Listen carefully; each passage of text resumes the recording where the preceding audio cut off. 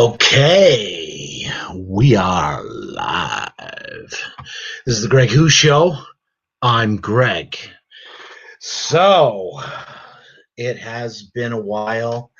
I am so sorry.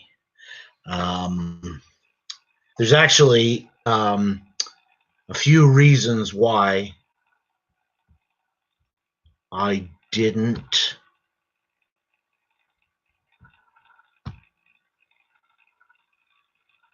come on. Sorry, I didn't come on. I'm just wondering, did I press go live? Aha. Oh, there we go. There we go. Okay. I was like, I didn't see anyone on here. And I'm like, okay, well, might as well just cancel the show. I'm just kidding. Yeah, I apologize for those that were a little disappointed that I canceled the show. I do apologize.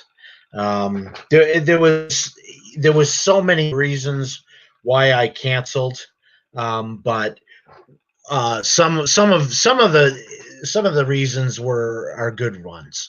We are going to be doing our show in a little bit more of new and improved, but along with that will come. I might not go live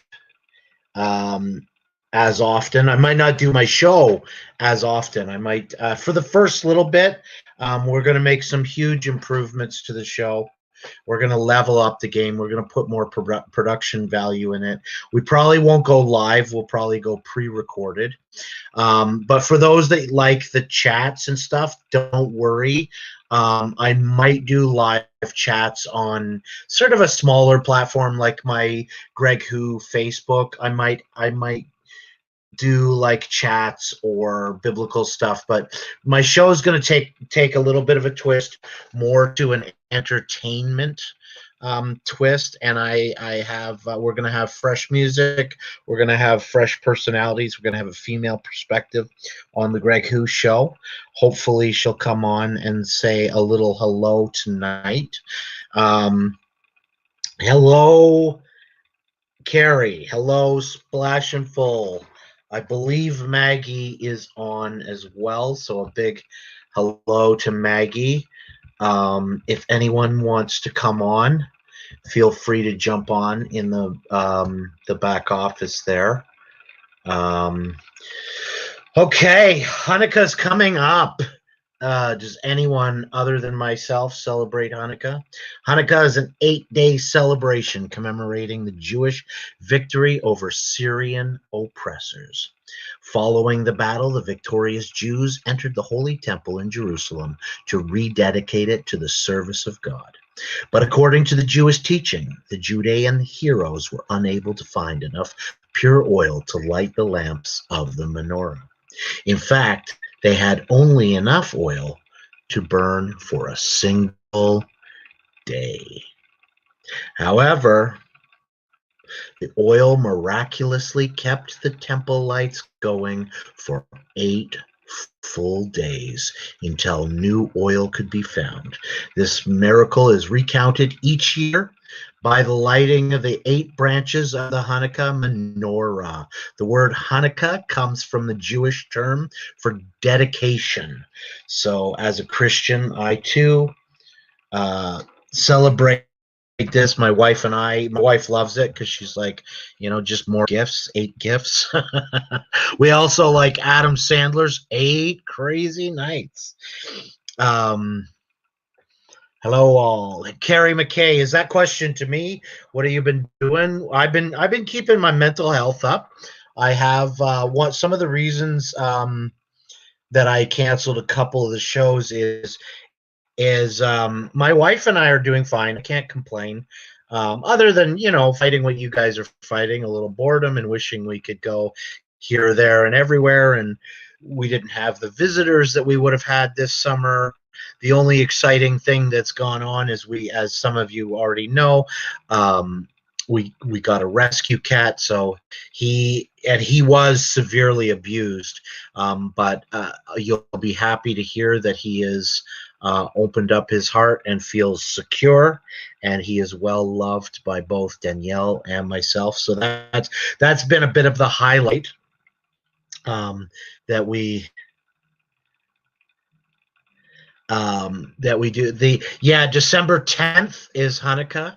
My wife and I will celebrate Hanukkah. Everyone's social distancing, so it'll just be my wife and I and Scooter, our new rescue cat. So we kind of we had been visiting her family, but the numbers we're in red alert now. So they're starting to not enforce it, but they're just starting to recommend that we socially distance more. And even at Christmas, they're encouraging us to just celebrate Christmas with your immediate who you live with, right? So they're not wanting us to be visiting our loved ones and families.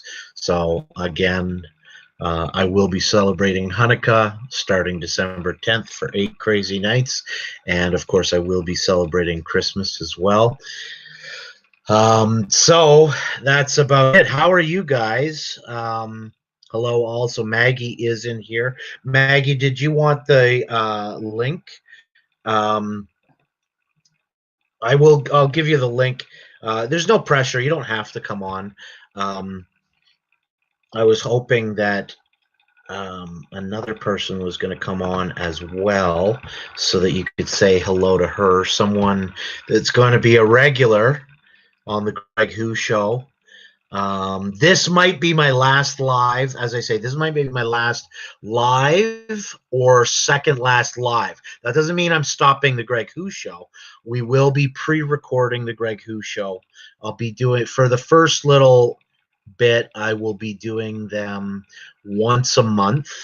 And we will have fresh music and fresh guests. And yeah, so that's kind of the announcement that I have today.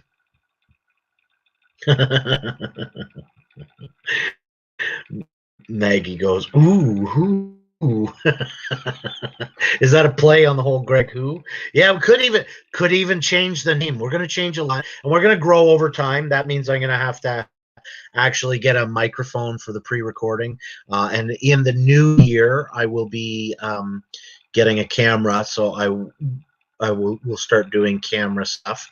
And as COVID goes away, I will be getting live performances at other venues, etc., etc. So I promised you guys in the beginning that I would continue to develop the show and that I would continue to level up and grow, and that's exactly what I'm going to do. And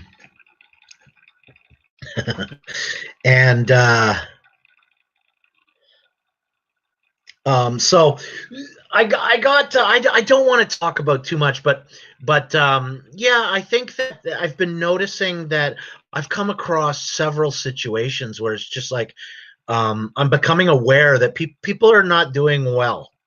People are not doing well, and so it made me think of it made me rethink of doing my show a little bit different so that we could be really from a perspective of really ministering to people where they're at and lifting them up, edifying them in a way that's more entertainment. I think in these times when people are scared, me getting into what's exciting to me, I like to be a bit of a prophecy watcher, and I'm big time into the scriptures, and so when I start talking, everyone, read Daniel 8 and learn Nebuchadnezzar's dream, and we are the watchmen on the wall. People are talking about we may again, and then some people have said to me, oh, it's so conspiratorial. The Bible does not make me a conspiracy theorist. It makes me a watcher on the wall, and other people are saying it as well. Well, we should be watching out for Ezekiel 38. We should be kind of watching for the development of those 10 horns. And I know that a lot of you don't even know what I'm talking about in Revelations 13 and 17, and so it starts in Daniel Nebuchadnezzar's dream right down to the 10 toes. We should be watching for that, and I don't think that's. I'm starting to think, as I was getting into that, and some of the comments, even from a pastor who said that my show was too conspiratory for him. I'm like, are you serious? I find that sometimes, and I mean this in the kindest ways. I'm not being cynical. I'm not being critical. But I think pastors are very they're afraid of the prophetic. They're afraid of prophecy watchers. They're not comfortable always. Now, some of them love it, right? But there's a lot of them that are they're just pastors. They're sort of your social justice warriors and tending the flock and feeding the flock, and that's awesome. But as soon as you go over into Revelation, that's too much for them. Or you start showing them what's going on, like I said, the global reset with the economic reform and pointing to that kind of stuff. That's too way out there for probably some of you guys, and also some pastors who have recently accused me of being conspiratorial. And he did, he said it in the nicest, kindest way. I was like, I am not political. I'm not a conspiracy theorist. I just know that we are living in unprecedented times, and Splash and Full is here. Carrie is actually a very minor holiday in the minor, but very, very important. So Hanukkah is considered a very minor Jewish holiday, and I think what you're also referring to, Splash and Full, is Hanukkah is not even. I think Hanukkah is not even in the New Testament as far as the Torah goes, or the Jewish people celebrating the holidays that come straight from the Bible, whereas Hanukkah is mentioned in the New Testament. I think that's right. Anyone can correct me if I'm wrong. But yes, you're right. Hanukkah is one of the minor holidays, but very, very, very important. I also parallel it as a spiritual illustration for us that the enemy desecrated their temple, and so when they cleaned it up, it's also very symbolic, or it's a metaphor that we are the temple, and we rededicate as they cleaned up the desecration and relit the candles in worship to God. We should be doing the same. We should be cleaning out our vessels and relighting our lamps and rededicating our temples back to God. It's also a sort of a historical story of a bad guy that looks like foreshadows and looks like the Antichrist. So, and of course, it oppresses people's religious freedoms, of course. So, yes. In St. John, exactly. In St. John's Gospel, Splash and Full said, actually, the holiday is mentioned in St. John's. And you're talking about when Jesus walks, they're celebrating it on the porch, and Jesus literally walks on the porch.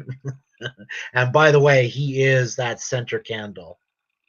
The shamash, I think it's called the shamash. I think I got that right. He is, so if we break the law, that candle, the center candle, is lit so that just in case we do break the law, he's redeemed us. That candle protects us. Yes. Yeah, so I've done a lot of, I've been listening to some of the feedback from people listening to my show, and also from the previous stuff, the drama stuff that's continued going on, and episode 5 is still circulating, and people are making sort of new comments that are positive ones now, and some people are asking me for forgiveness, and no, I won't name names. So it's kind of interesting. So I had to rethink my show, and these are unprecedented times. These are scary times, and Yeah, so I had to rethink my show. So we're gonna come where it'll be more entertainment. I think people's spirits need to be um, lifted up. I think our souls need to be nurtured with some fresh music, some Holy Spirit music, and so we're gonna come at it from a different angle. So we are going to develop the show. It will be new and improved. And I'll repeat it again. This may be my last live, but down the road, when I've kind of got this show more organized, in a way that we can pump out maybe a couple a month or maybe even one a week. It depends on the people that I'm also going to be working with, how many shows we do a month. But we're going to start with one because we want to really boost. We want to get some new equipment. We want to boost the production value and really learn to gel with each other. One part music, one part personality, and really develop the show. So oh, wow, Aaron, I've actually been thinking about you as well. I would like to have you as a guest and still talk about your dad as a worship leader. I would like to have you as a guest in the future if you were still. Um, the chat room's not that busy. So did you want the so yes, Aaron Daniels, if you still wanted to be a guest, I'd like to do that in the new year. I'm putting the link out if anyone wants to jump on and say hello. Tonight is very, very casual. I'm just kind of telling you guys what's going on, why I haven't been on for a while, and what's in the works, the coals that are in the fire, and developing the new and improved show with new people that are going to be working with me on more permanent basis, and we are going to level up with some equipment as well. So I hate to repeat myself, but I keep seeing different new people on. So anyway, so we call ourselves the Dream Team, the play, the the blueprint around the world in Jesus' name. Small fish can still swim. All is fine in Combine 9, Captain. The body's in the wash and we need wheat, shred wheat. Yes, bring Freddie and Eddie and Thelma too, eternally grateful. Yes, that will do. Fish, I see fish. Your fish stink for lack of water and die of thirst. The Lord has given me the tongue of those who are taught that I may know how to sustain with a word him that is weary. Morning by morning he wakens me. He wakens my ear to hear as those who are taught. Fish, I see fish singing. What does your instruction book say about the music?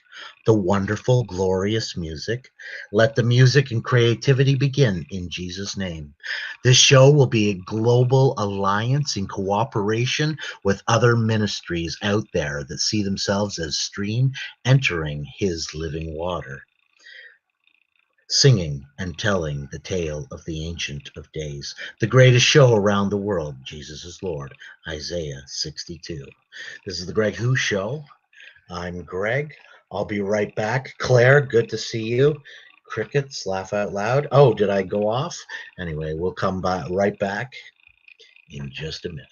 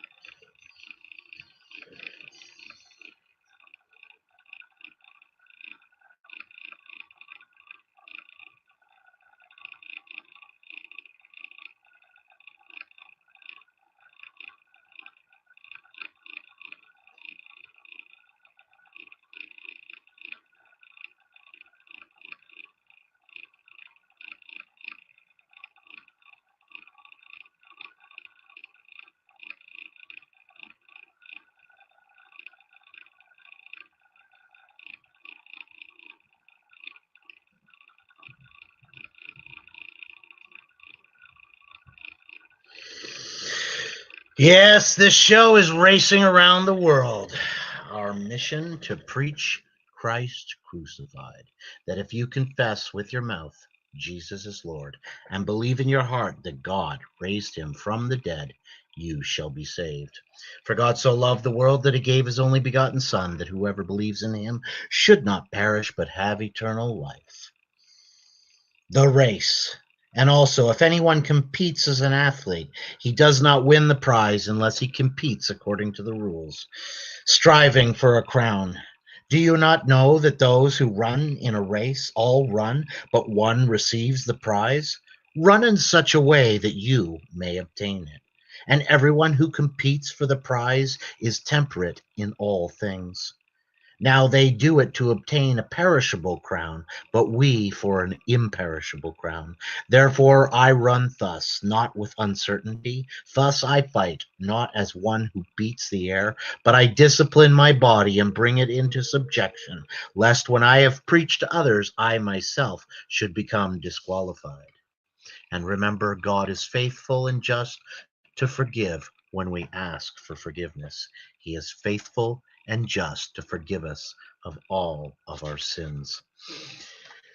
This is the Greg Who Show. I'm Greg, and I did put the link in there if anyone does want to come on and say hello. Tonight is a very casual show, because as I said, I started going in one direction, and it was almost like I hit a wall as I started interacting with people.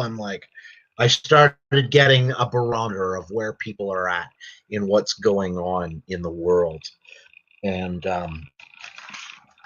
I almost don't want to make any commentary, but in an effort to get someone to come on and chat with me, again, I'll put the link in.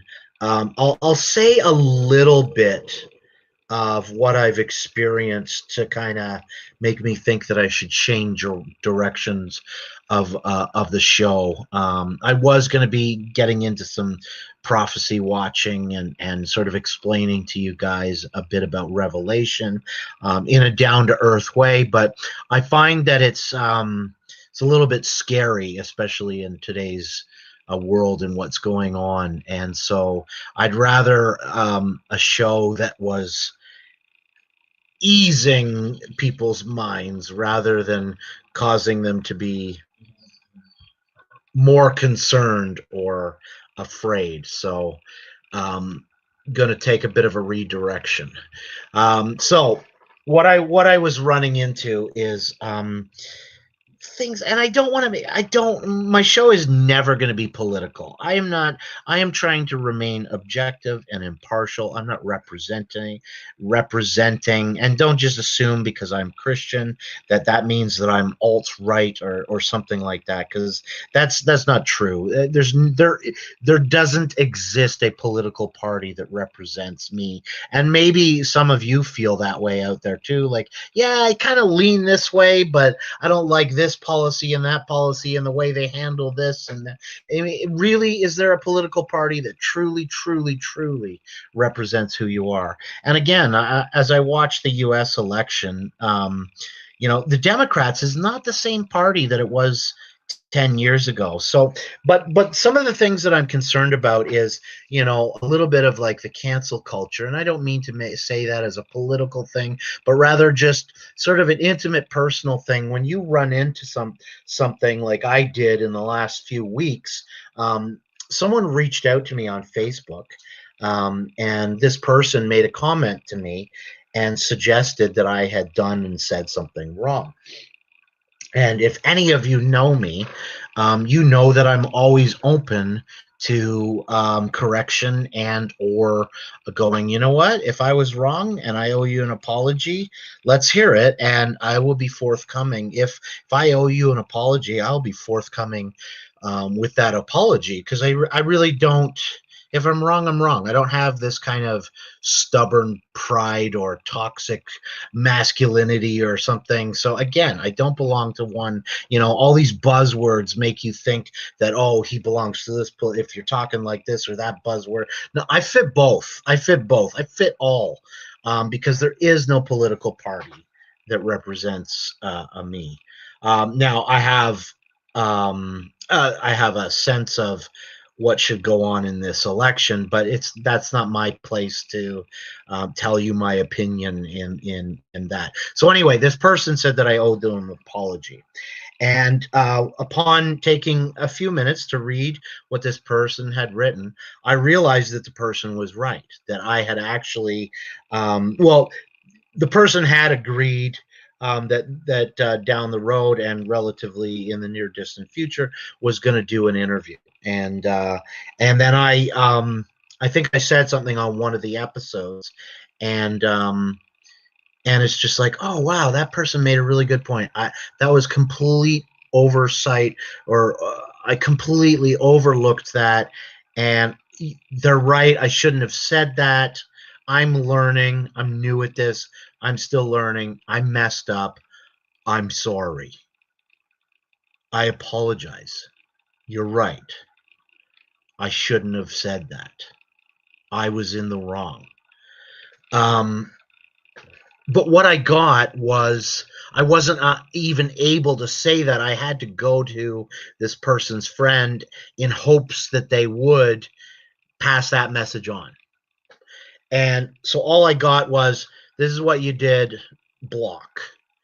And so it's that whole cancel culture, or block, or we don't want to discuss difficult things. If I have an opposing perspective to you, or I'm on the opposing political part, we don't talk. We're all in our own echo chambers. To me, this is the definition of insanity. And it's like, I grew up in a world, and especially I guess, and people do say, well, you live in Canada, Greg. Well, Canada is kind of on the decline as well. Everything that's going on in the world is a part of the greater culture out there, and is affecting everything. But yes, I grew up in a world where you could debate, you could be civil towards one another, especially if you had opposing views, and you did it as an intellectual pursuit, and you did it in the hopes, it was twofold, in the hopes that you could win a debate, or in the hopes that if you were wrong, you would at least be given, you'd be getting food for thought from the opposing perspective. And a lot of that doesn't, it just, we're not talking. It's just as I said, we're in our own echo chambers, and I'm only going to listen to you because you're on this side, and I'm only going to listen to this show or this news. Seriously, I listen to them all. I want to see what the other side is saying. I want to see what this side is saying and the other side is saying, and taking all that input and working it out and reconciling it. And I find that in this personal thing on Facebook, the person made a comment to me, and I was in the wrong. And I owed them an apology, and I had to, instead of having the opportunity to go, you know what, you're absolutely right. I shouldn't have done that. I'm sorry that I messed up, and moving forward, I'm going to make sure I never do something like that again. And so I had to go to that person's friend in hopes that they'll pass on that apology, and or sort of an explanation, and a recognition of like, yes, I listened to what you said and you were right. I was in the wrong. And so this whole cancel culture, I think, and these echo chambers, I think we're robbing ourselves the opportunities on one-on-one personal sort of growing together. And also, you know what the other thing is? And I've been talking about this for a while. Forgiveness. It's not a big deal. I know a lot of things have gone wrong in your life. A lot of wrong things have gone on in my life. Forgiveness is not easy. But can't you tell that people need healing out there? I know that most of you know that forgiveness is the beginning of that journey of your healing process. then it's like, no, I can't forgive that one thing. That's especially the thing that you have to forgive, because you'll be re-victimizing yourself if you don't forgive that horrible thing and that horrible person that did that horrible thing to you. You especially have to forgive. Otherwise, it will continue to hurt you and re-victimize you for the rest of your life. So this cancel, cut off, we're not going to talk, I'm not going to forgive, run away, and then go on your soapbox and do some sort of self-righteous speech, and then the social justice cause, which, yeah, we need to be those voices so that these things are being told in society. We will no longer tolerate this. We will no longer tolerate that. We will no longer tolerate this discrimination. Yes, our voices need to be heard. But in the cacophony of all the noise, we also need to calm down and look for peace and look for reconciliation and look for places that we can talk and look for places that we can make amends, look for places where we can offer a shoulder, a new perspective. There's just so much, but the willingness is not there, and that concerns me. Anyway, enough of that. I see my number keep going up and down, so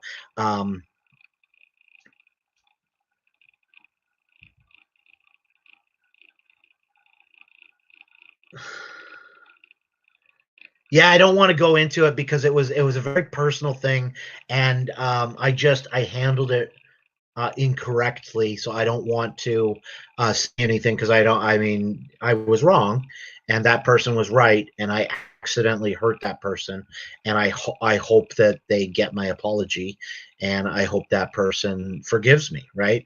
And again, it was not, again, I find a lot of these things too is like, are you sure the person designed to hurt you when they did that, or was it just a slip of the tongue, or they just weren't thinking? And yeah, we do have to be careful what we say to people. Words matter. Words hurt. Yeah, we do. We do. It's scary that everyone needs to calm down. Everyone needs to do whatever they need to do to take care of their mental health. Food is a big thing, and I think most people take care of themselves with food and nutrition. And if you don't, it's just a friendly reminder. During the COVID season, the doctors are recommending get a boost of zinc. Vitamin C and vitamin D seems to be the three main ones that they're saying boost your immune system. And when you take care of your physical body, that's a starting point of taking care of your mental health. Also, watch funny movies.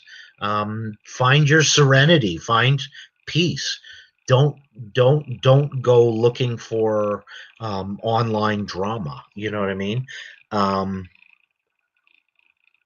Yeah, yeah, Maggie. It's not even a bit about being a real man. It's just right is right. Right is right, and wrong is wrong, and yeah.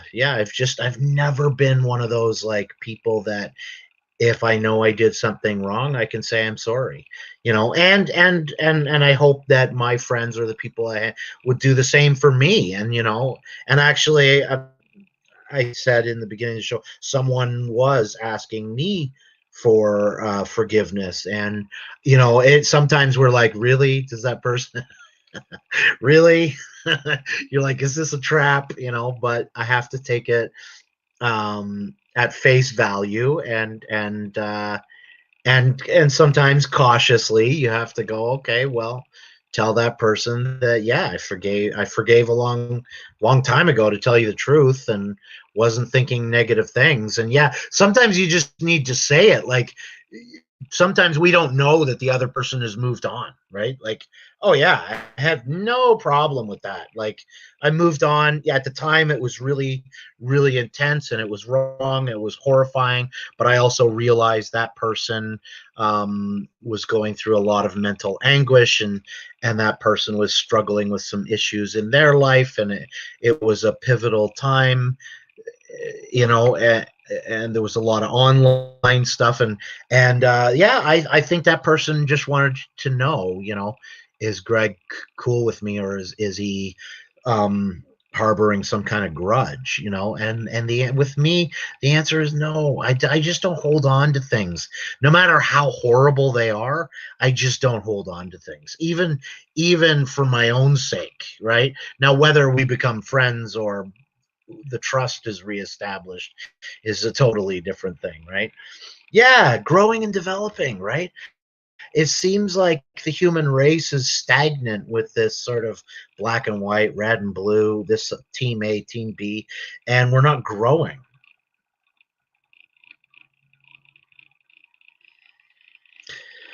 Yeah, I wasn't going to get into the specific. I'm sorry. I apologize. I'll move away from this because I apologize. I can't give the specifics to protect to protect people.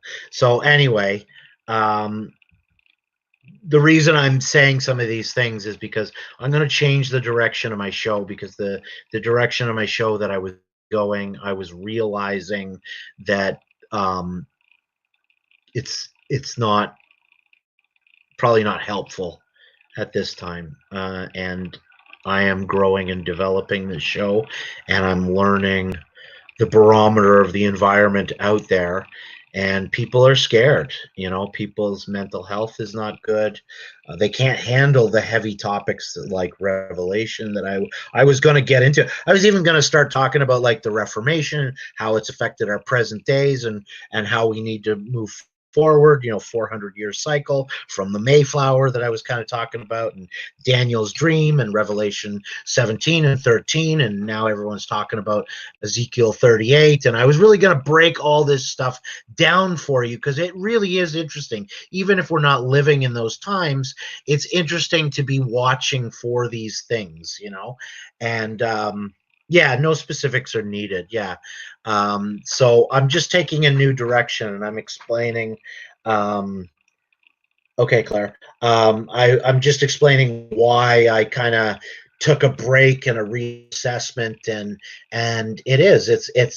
it's what I was getting a lot. I spoke to a pastor, and I was getting some interesting reactions. I spoke to a few different girls, and then a situation from previous drama came up, and talking to different people, and I'm just like, wow. It just getting a sense of where people are at, and you know, and one thing that I've been trying to throw out there is, you know, the drama, which no one needs the drama. No one needs the drama.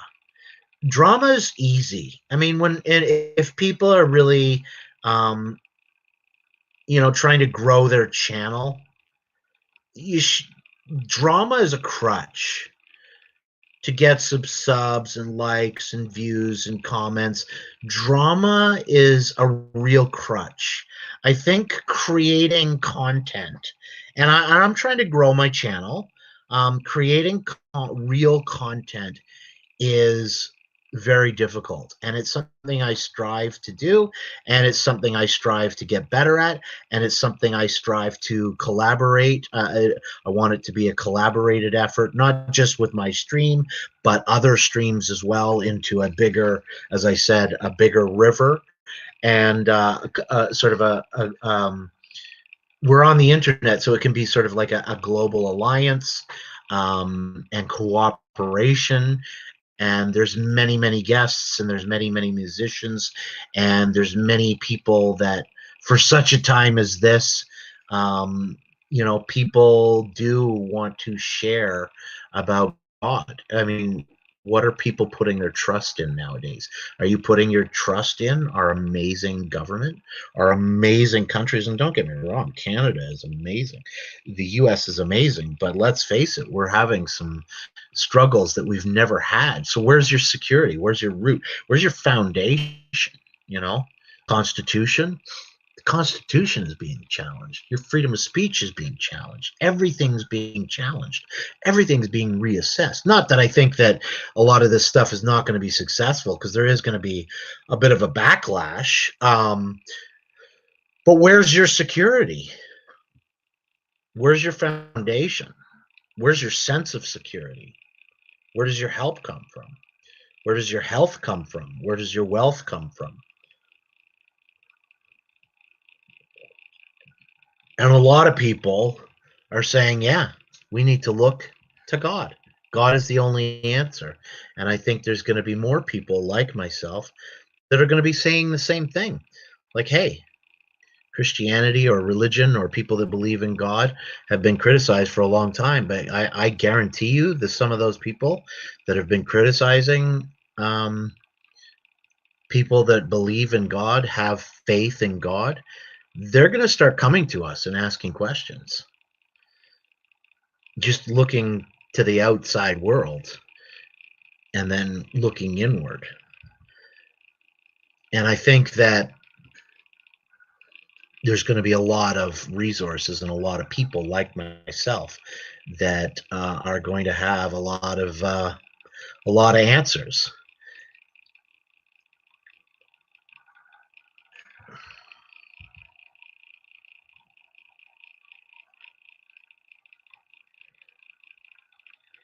Okay.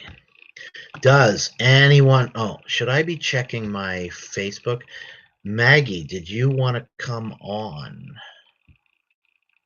and say hello?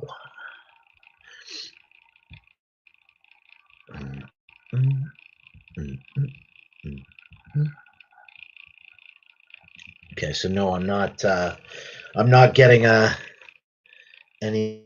Okay, so.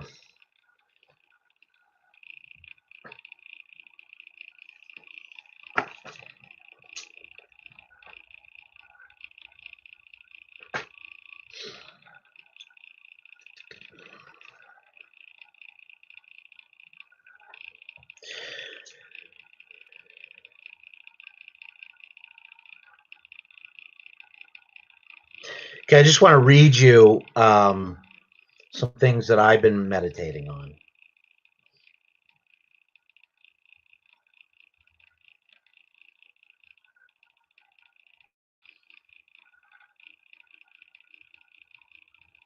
I'm just trying to figure out which way I should. Okay, I'll which way I'm going to read it to you. Okay.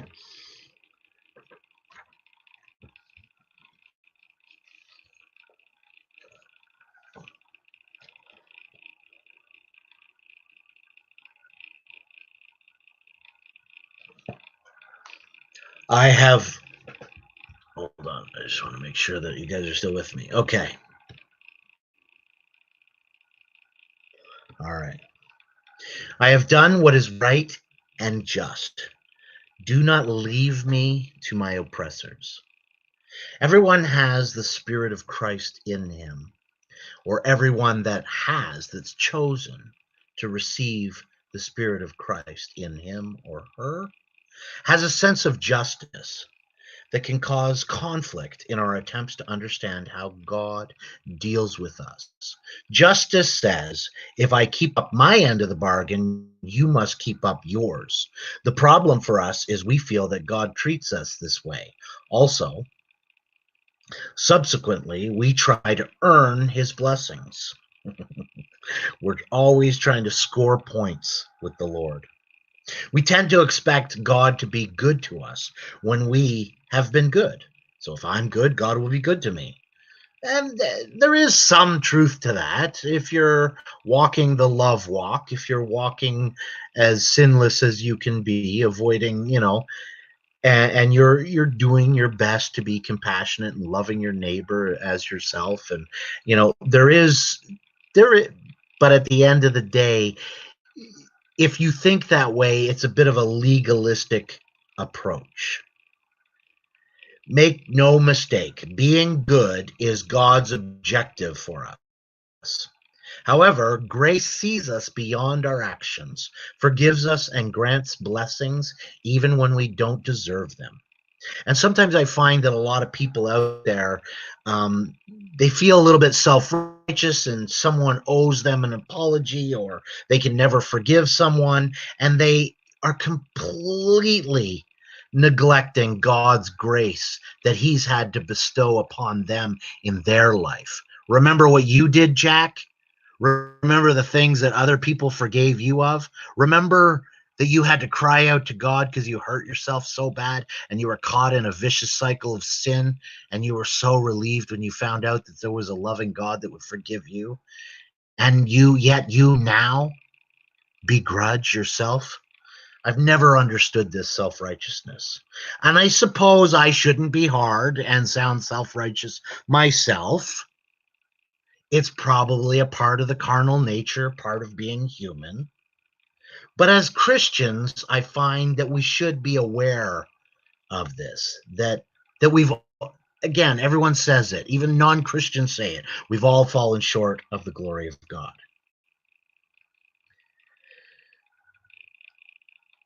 So grace sees beyond our actions, forgives us, and grants us blessings even when we don't deserve them. It helps our ego to think that we have earned something.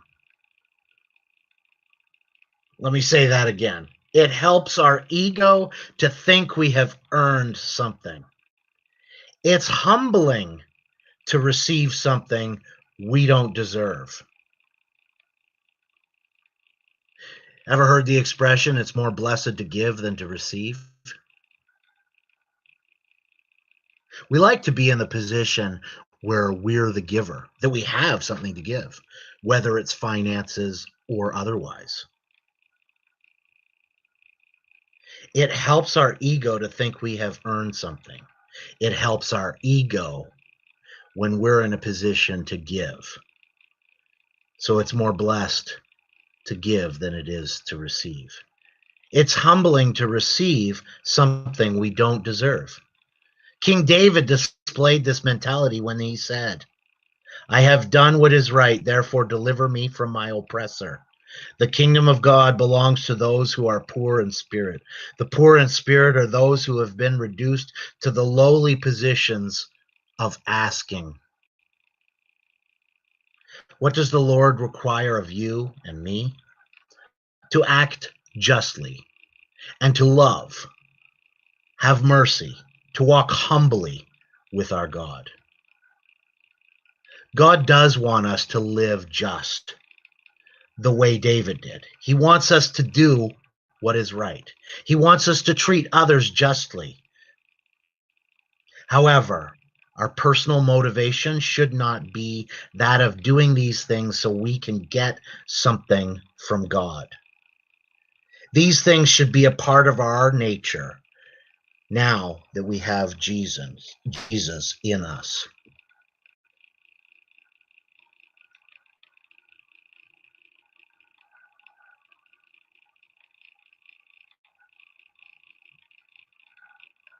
The reason God delivers us from the oppressor is so we can continue to act justly, love, show mercy, and walk humbly with our God.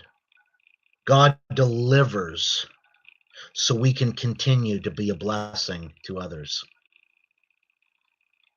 As you meditate on the things that I've just said here, ask yourself if you do what is righteous. Do you do what is righteous so that you can be blessed, or so your life can reveal the Son of God to others? Or do you do it so that you can look good? Or do you do it out of a place of self-righteousness? Look how good I am. Or everyone's saying virtue signaling nowadays.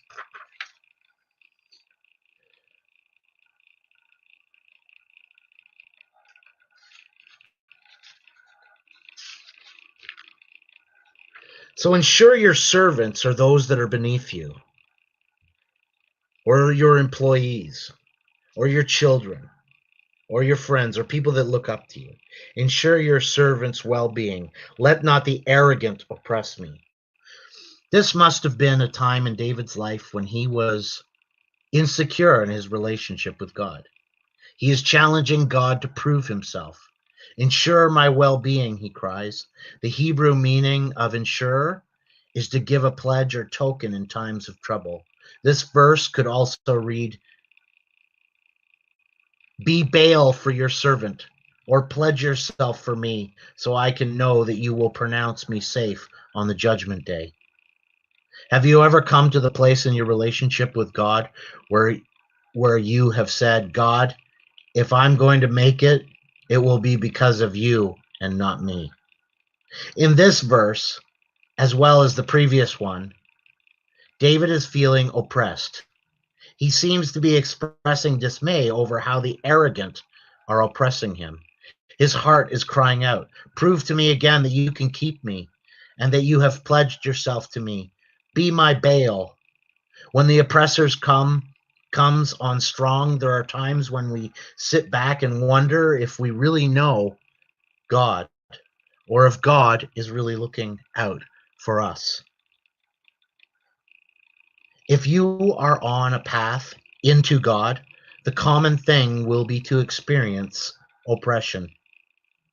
Whenever God is calling us inward, it seems our world falls apart.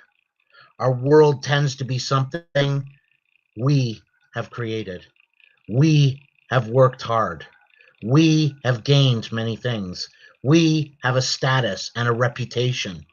We know our limits, and we tend to be happy with our world as we have designed it.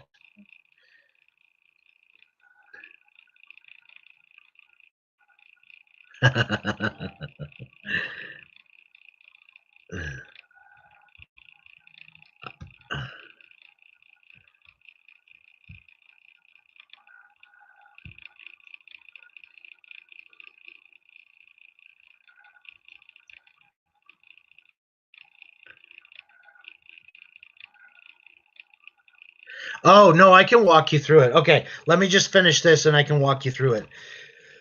So Claire, yeah, Claire, you always seem to come on after I've explained and answered your question. So I'll explain it again. Let me just finish this up and I'll re-explain to answer your question there. I have no problem re-explaining it again. Um,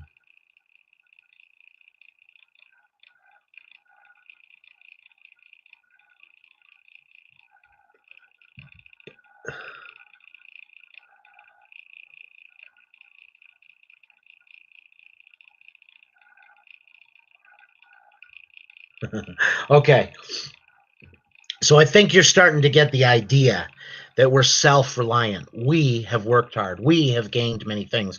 We have a status. We have a reputation. We know our limits, and we tend to be happy with our world as we have designed it.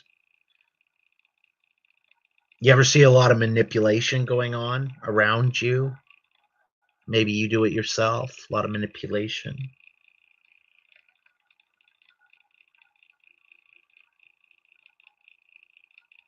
Then God calls us into Him. When you've come to the end of yourself, your abilities, your goodness, your good deeds, your righteousness, your virtue signaling, your I'm such a good person, I have the ability to do this, I, you. When we've come to the end of ourselves, when we've come to the end of our design, when we've come to the end of our manipulation, which, gosh, if you guys don't see rampant in the world and rampant online and rampant in the news, we must see that there is absolutely nothing we can do to gain God's favor. God calls us into Himself. In order to enter into His world, ours must fall apart. You know, the old expression that I've been saying for years, let go and let God. Perhaps you've heard it from someone else. God calls us into Himself. And in order to enter into God's world, our world must fall apart. We see that there's absolutely nothing we can do to gain Him through our design, our good deeds, our goodness, our righteousness. Our righteousness is filthy rags to God. Our plans, our goals, and our objectives must all die so we can take on His plans, his goals and his objectives. Do you guys remember that movie, Evan Almighty? I think it was Steve Carell and Morgan Freeman, and Steve Carell says, "Oh, I can't do this. I can't build an ark. I've got to do this, and I have these plans to do this, and I got to pass the legislation." I sent it, and Morgan Freeman, as God, is just laughing. He's like, "Yeah, your plans, yeah, yeah, your plans." Oh, that's a good one. That's a good one. Your plans. Your plans are utterly going to fail. Your manipulation is utterly going to fail. Sometimes you can win just by watching them utterly fail. But that's when you can walk above it all, which not many can do. You can say, "Oh, yeah, of course I do, Greg." You don't. You must see that there's absolutely nothing you can do to gain God through your design, through your manipulation. Your plans, your goals, your objectives, all must come to an end. You must come to an end of yourself so that you can take on God's sovereign plan for your life. We should desire God's sovereign will for our lives, because what he has planned for our life is way more than we've ever thought or could possibly imagine. And it's all good, better than we could have done ourselves. Let go and let God. I keep saying it over and over and over again.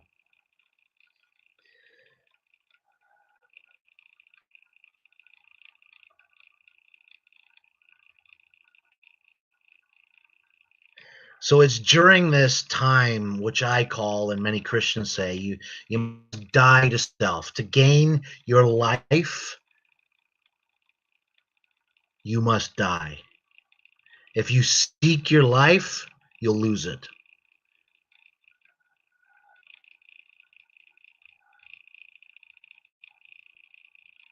During that time of death, letting go and letting God, surrendering to him, saying, "God, your ways are higher than my ways. I'm exhausting myself trying to do it my way. I know you have a better plan and a better way.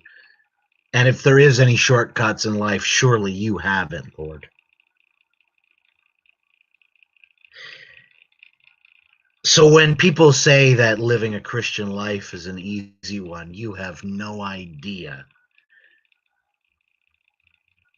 when they say you must die to yourself or be crucified with Christ. You have no idea the discipline that takes. And some of you would never even try. Some of you can't get to that place where you recognize that God's ways are better than your ways. And you'll continue to deceive, to manipulate, to lie, to strive, being ambition, tricking people, playing games. Be crucified with Christ, and you shall live. We fully realize the only reason we're going to make it is because he, God, has become a surety for us. He is our foundation. He is our security. He is our comfort. He is our refuge. So I hope I've given you something to meditate on. Think about God as your surety, because you and I both know that government is not your surety. Your bank account is not your surety. Your ability to manipulate and to control and contrive and to deceive is not a surety. What am I saying? Have faith in God.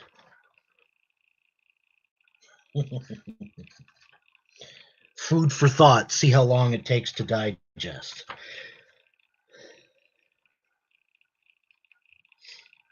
When you receive Christ, when you get the baptism of the Spirit, when you receive the Holy Spirit, what does it say in Galatians 5:22? But the fruit of the Spirit is love, joy, peace, patience, kindness, goodness, faithfulness, gentleness, self-control. Against such things there is no law. I pray that the eyes of your heart may be enlightened, so that you may know what is the hope of his calling, what are the riches of the glory of his inheritance in the saints, right now, in Jesus' name. So when you read God's word, do not merely listen to the word and so deceive yourselves. Do what it says. But the man who looks intently into the perfect law that gives freedom and continues to do this, not forgetting what he has heard, but doing it, he or she will be blessed in what he or she does. The word becomes flesh in you, just as it is in Jesus. I expect this word will become flesh. In the beginning was the Word, and the Word was with God, and the Word was God. Word of the Lord. This is the Greg Who Show. I'm Greg.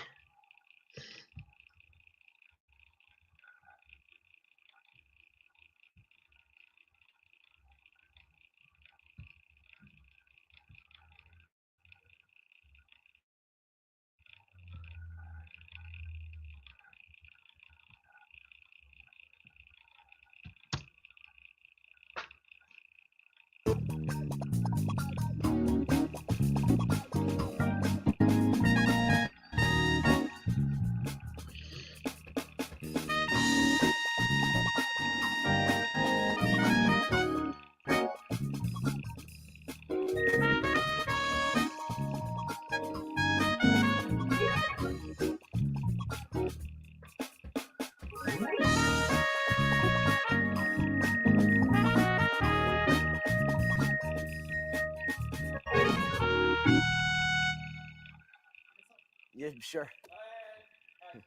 How do you keep plugging along without plugging along? How do you do that? We're plugging along here, chugging like an old choo-choo train and taking it on the next track. How about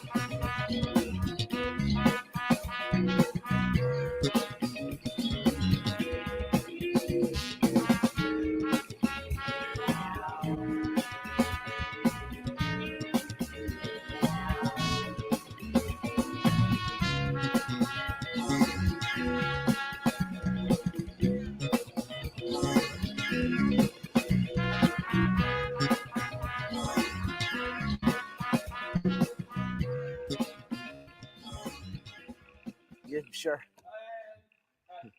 How do you keep plugging along without plugging along? How do you do that? We're plugging.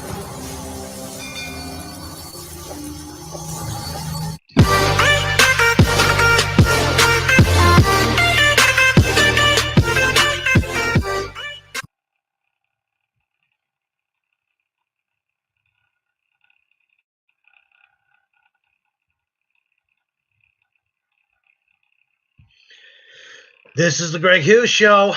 I'm Greg. So to answer Claire's question, to answer Claire's question, my numbers always go down when I preach the word. So I think people are looking for more of an entertainment-based thing. I think I've been experiencing and talking to many different people in many different situations in the last couple of weeks, and you noticed that I canceled my show. It's not that I was discouraged, but I just found that I was struggling to understand where people were at because. I mean, it is understandable that there's a lot of people with mental health issues. There's a lot of people that are depressed, that are negative and or scared, and so I just thought that I really wanted to get into I was really gonna do like a dissertation on Daniel and Ezekiel 38 and Revelation 13 and 17, and really get into the 10 toes and the 10 horns and the Nebuchadnezzar's dream, and I was gonna break it all down. And to me, that's very exciting.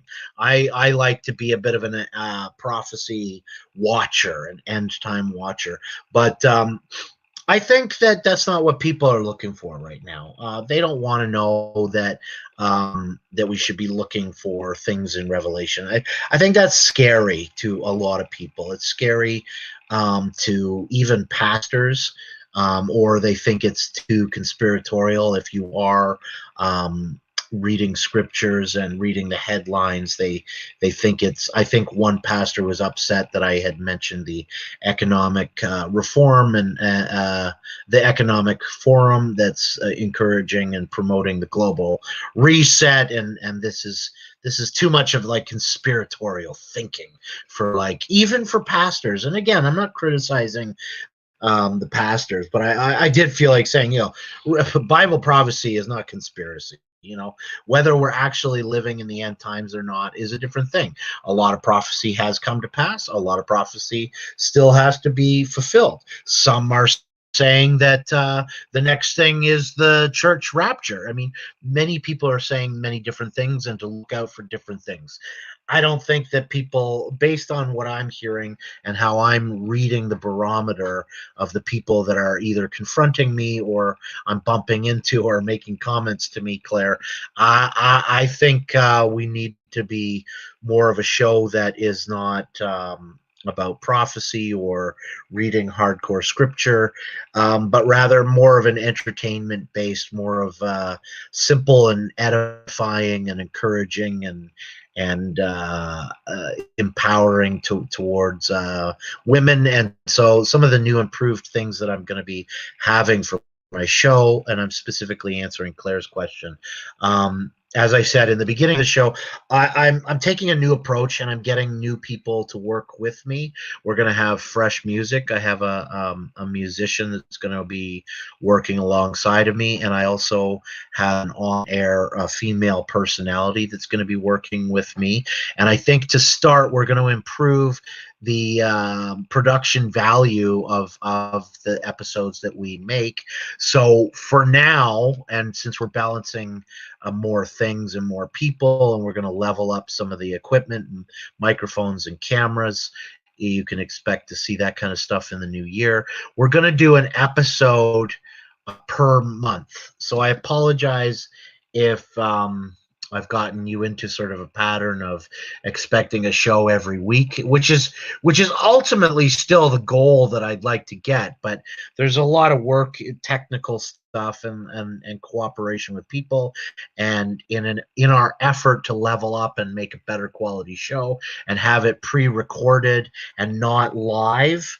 So it won't be live, and that's just to make the show better. It's not that I don't want to talk to you guys. It's just, have you noticed that the things that I do prepare and that I spend time editing, it doesn't look as good live on the air. It just, because it's streaming live, and it's just not clear. But when I put it on a YouTube channel without being live, it's the production value is there.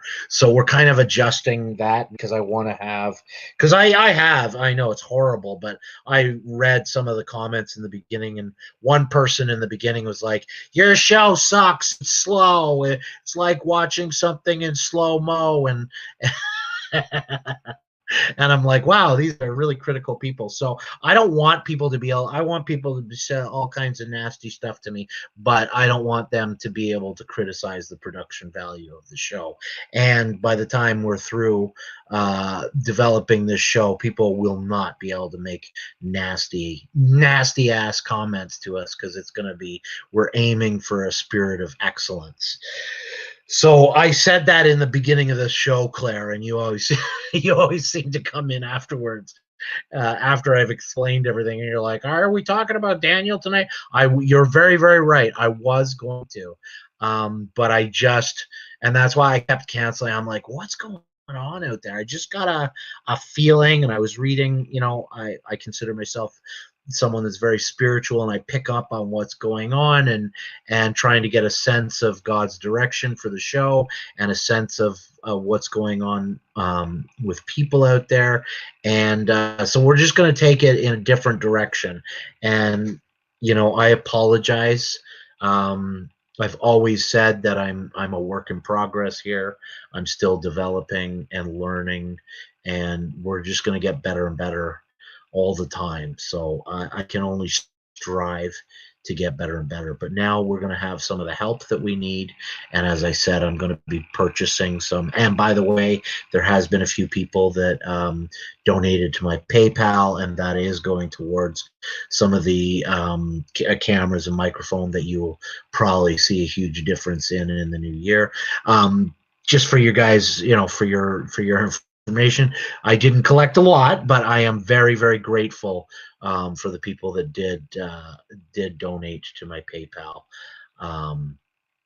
So yes, I am very grateful. But yeah, I'm still putting my own money out of pocket into this show, because it's something I want to do, and I want to be a blessing to you guys and to many, many other people. So I realize that I'm a work in progress, and that we're continuing to develop the best that we can. So I hope that answers your yeah. Okay. So saying that, that doesn't mean that once we kind of get it organized, where we've got shows kind of going on a regular basis, and Splash and Full can help you guys. That doesn't mean that I might start doing, not right away, while I'm engaging with new people for my show. I'm going to be a little bit busy, but in the future, in the future, I might do like shows like Easy 417. I know you can follow what I'm saying. I don't believe that everyone can. I might do shows on my Facebook. I might put them up on YouTube, but anyway, I have a Greg Harrison Facebook, and I have a Greg Who Facebook thing, and I know that Splash and Full can help you. And Splash and Full, for someone like Easy 417, if they wanted to be a part of my Facebook and to be directed towards the Greg Who Facebook. So when the future down the road, when I do start getting into talking about what's going on in the news, and reading Revelation, and talking about Ezekiel and Daniel and all this kind of stuff, I want people like Easy 417 to be able to see it, and to be able to engage and talk. I might do live, I think maybe a live Zoom or something, where I could still talk to you guys. So I'm not dissing you guys permanently. I'm just having to focus my energies into making a better show, and working with new people to make my show better. And but that doesn't mean that once all that's kind of up and running, that I wouldn't be an Easy 417. You seem to understand it right away. Like someone like you knows exactly what I'm saying. So I know that there's others as well, but you seem to be more excited than the rest. So I can understand that. So okay, so Margaret Mary's Apocasta. So for some reason you say that this is not working. This is not working. So here, let me see if I can invite you. I'm going to send one directly to your messenger now, Maggie. So I'm entering your say, what is it? Margaret. Oh my gosh, it's not coming up.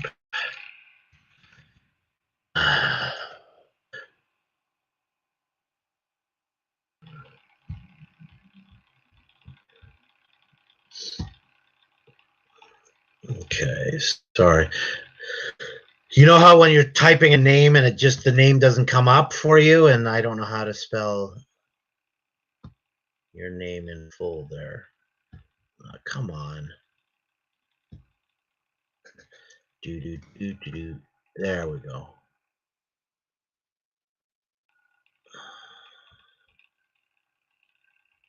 My gosh.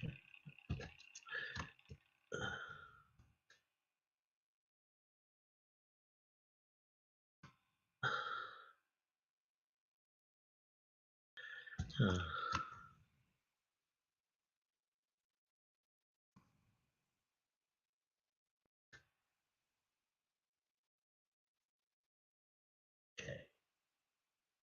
So I'm going to send you a direct one, Mary Zappacosta. If you want to jump on, I'm going to send you a direct message. So enter your name. I had to copy and paste your name. I didn't know how to. Okay, so here you go. Sent to you directly. Press send. Why isn't it? Why is it not? There we go. Okay, so I have just sent it. Oh my gosh.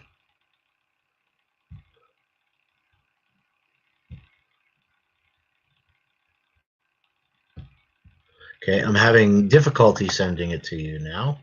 I don't know why. Okay. And send. I'm sending it to you. What? It says I can't view that application. Okay, so let me just try and copy and paste the link. For some reason, I couldn't send it directly to you. So there may be a problem with it here because you were having troubles and so was I. So, oh, there you are. Or I heard someone. Hold on. I'll send it to you, Margaret. Maggie, I'm sending you the stream there, but I don't know. Let me see if you're in the back office. Okay, so this is Carrie Elizabeth McKay. Here I'm going to send. Oh, easy 417. I will get to that question. Just give me a second here. Yeah, that's Matthew 24. That's all prophecy in the gospel, right? I mean, I don't know what Mark 13:14 is off the top of my head, but I will look it up. But yeah, I'm familiar with Matthew 24, but of course I'll look it up to address it. And your any opinions on? Yeah, I'll give you my opinions, just my opinions. And I'll tell you if I don't know and I'm watching though. Yeah. Okay. So let me address Carrie, and then I'll be right back with you. Easy 417. Okay. And Maggie, I put a link in your private Facebook thing, and I also put it in the chat. So I'm going to add you now, Carrie. So be ready. Do you want your camera on? Are you okay with your camera being on? Nod yes or no. I can't hear you, so just nod. Yes, you're okay. You're fine. You're fine with it. Okay. Okay. Yeah, there we go. Hey, how's it going? I'm great. How are you, Greg? Very, very good. Well, doing as well as we can be during these COVID times and uncertain times in the United States. What state are you in? I'm in Colorado, boring Colorado. Yeah. But I don't know. I don't know. My thing with everything going on in this world is I don't know who to believe in. And that's a sad thing for me because usually I believe for, well, pretty much whatever anybody says. And that's kind of led me down the wrong road sometimes. Oh, But you know what? But God bless you. I think all of us who we want to believe, right? we grew up, you know, in the same era. Roughly, I would Good. assume that we grew up. I was born in, you don't have to tell me your birthday. I'll tell you my It's birthday. I was okay. born in 1970, and I was I also was born born. in Canada. And you know, go ahead. I was born October 8th, 69. Okay, there you go. So we're very much the same generation, and Very much we thought the world like was one way. We thought that our leaders were honest and decent and had integrity and knew what they were doing. And boy, are we waking up. The world is waking up woo. to see, you know, it's not just that the corruption is bad now. It's always been here. It's always, if you Sure it really look does. back on things, it's always been here. So the world should be the way you and I have been viewing it. We just woke up to a sober Yeah. reality that it's Woo. not it's not things are not as we thought they should be, for sure. And I don't think that makes us stupid, It or doesn't even make sense. naive. I don't think it makes us naive. No, Now no, it's not stupid nor go naive. ahead. It's, you know, we grew up as teenagers in the 1980s. Things were very laid back. Things were completely different with whom was running the country. Yeah. The way that we viewed everything was, it was perfect as can Yeah. be at that point. And now it's just become, it's a real scary realization when you wake up every day in a panic attack. And I've had severe panic attacks now for about a year. And I Right. lost somebody that I was close to October 16th of this year from COVID. I was close to Oh him for no. 31 years, honey. Wow. And you And lost your cat as well. I lost my Phoebe Louise. She was my world. She was my Yeah. lady. I believe very highly, and this might sound real strange, but I believe very much that animals are our saviors. Yeah, I believe that. We, my wife and I say the same thing. Who now? Did we rescue Scooter, or is Scooter rescuing us?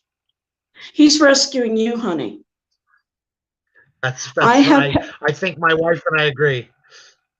I have had well, we're working with the ASPCA and working with PETA, which PETA is not what the example is to be, but I have worked with them. The NRDC, which is trying to bring the wolves back into our wildlife. And for some reason, there's a certain person that is in charge right now that doesn't want that to happen. I have been a foster parent to over probably, oh goodness, since 1991, probably I would say 400 animals. Yeah. So when I used to see that Corey used to give Wow. animals a toy at Christmas, I've done that for so long, but it is so well worth it. And that's just a positive thing. Yeah. Right now, Yeah. I think we need some positivity in our lives. Without it, it turns That into anxiety. that's correct. Yes, it does. It turns into where people are turning to substance abuses. I have been through both. Yeah. Sorry, drugs, alcohol, the whole 9 yards. And it's bringing more of that back. And people are not Yeah. believing in each other anymore. Although my faith is what gets me through each day since losing this person Yeah. of 51 years. I just have to Yeah. come back to God. That's all I can do. And I mean, Greg, you, Yeah. you know, I came across things. I was watching some things with your friend Corey, and you were holding a bunch of bags in your hand, and he was in a little red car. And Yes. yes, and I You're not believe the it was first person. and I was like, It was. they look so happy. And at the same time, I could still see Corey's eyes, and Yeah. your eyes tell everything. That's right. Oh yeah, they do. And I don't care if you're an A-list person, you're a, you know, whatever you choose to love in your life, I think that you should Yeah. especially right now, share those things with all the people that you can. Whether mine is painting, and I know that sounds a little weird, but mine is Yeah. painting big acrylic pictures. It gets me through a lot.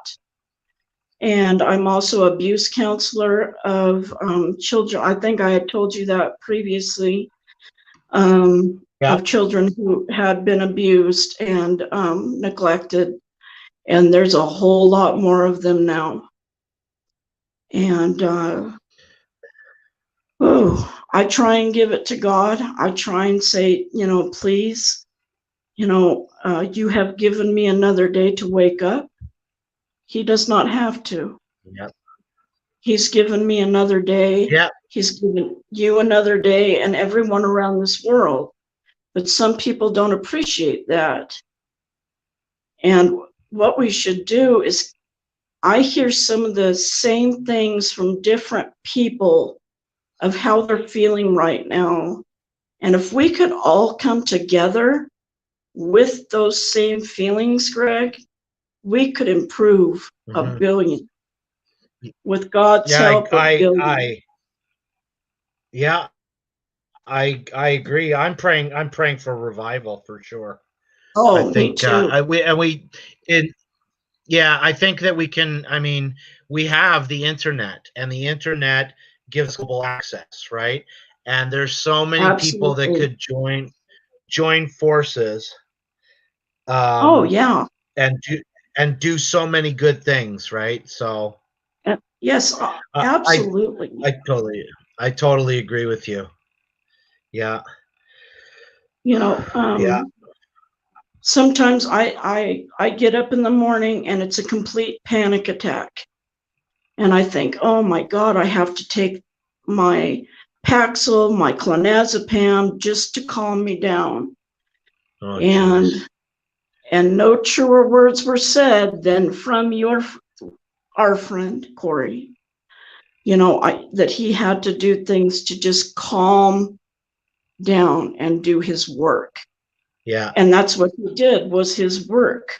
yeah, But I think right now we're trying to do work, but to some people it's so intolerable the way that some of us have to live by taking a medication 3 times a day to get through the next 12 hours. It's a very difficult thing to live with. And you know that, Greg. yeah, yeah. Do you live alone? I'm alone, yes. And it's very hard to be Yeah. alone. And Yes, I can imagine. that's why I've always kind of joked and I brought stuff up. I'm like, God, I'd love to go out and see Greg, and I'd love to see Danielle, because there's a lot in common there besides our age, besides what Yeah. we believe in. And I'm just thinking, am I being stupid? No, I'm not. You're a person, I'm a person. And whatever you do in your life as a career does not make you you. It's your soul that leaves your body that makes you you.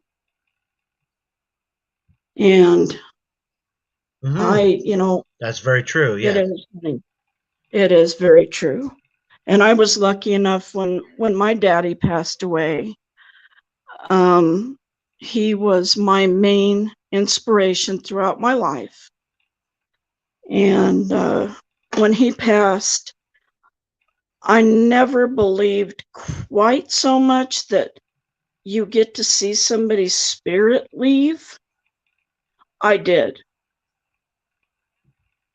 Very much so. Yeah. Wow. And I have embraced that since 2016. And I just know that my grandparents, my parents, that are all, everybody's gone now. So I kind of consider myself an orphan. But I know that there's so there's so much beauty in this world, and people just have to get together. Yeah, there really is. Yes, there is. Yeah, And I know. Yeah, well, yeah, no, it's so, yeah, geez.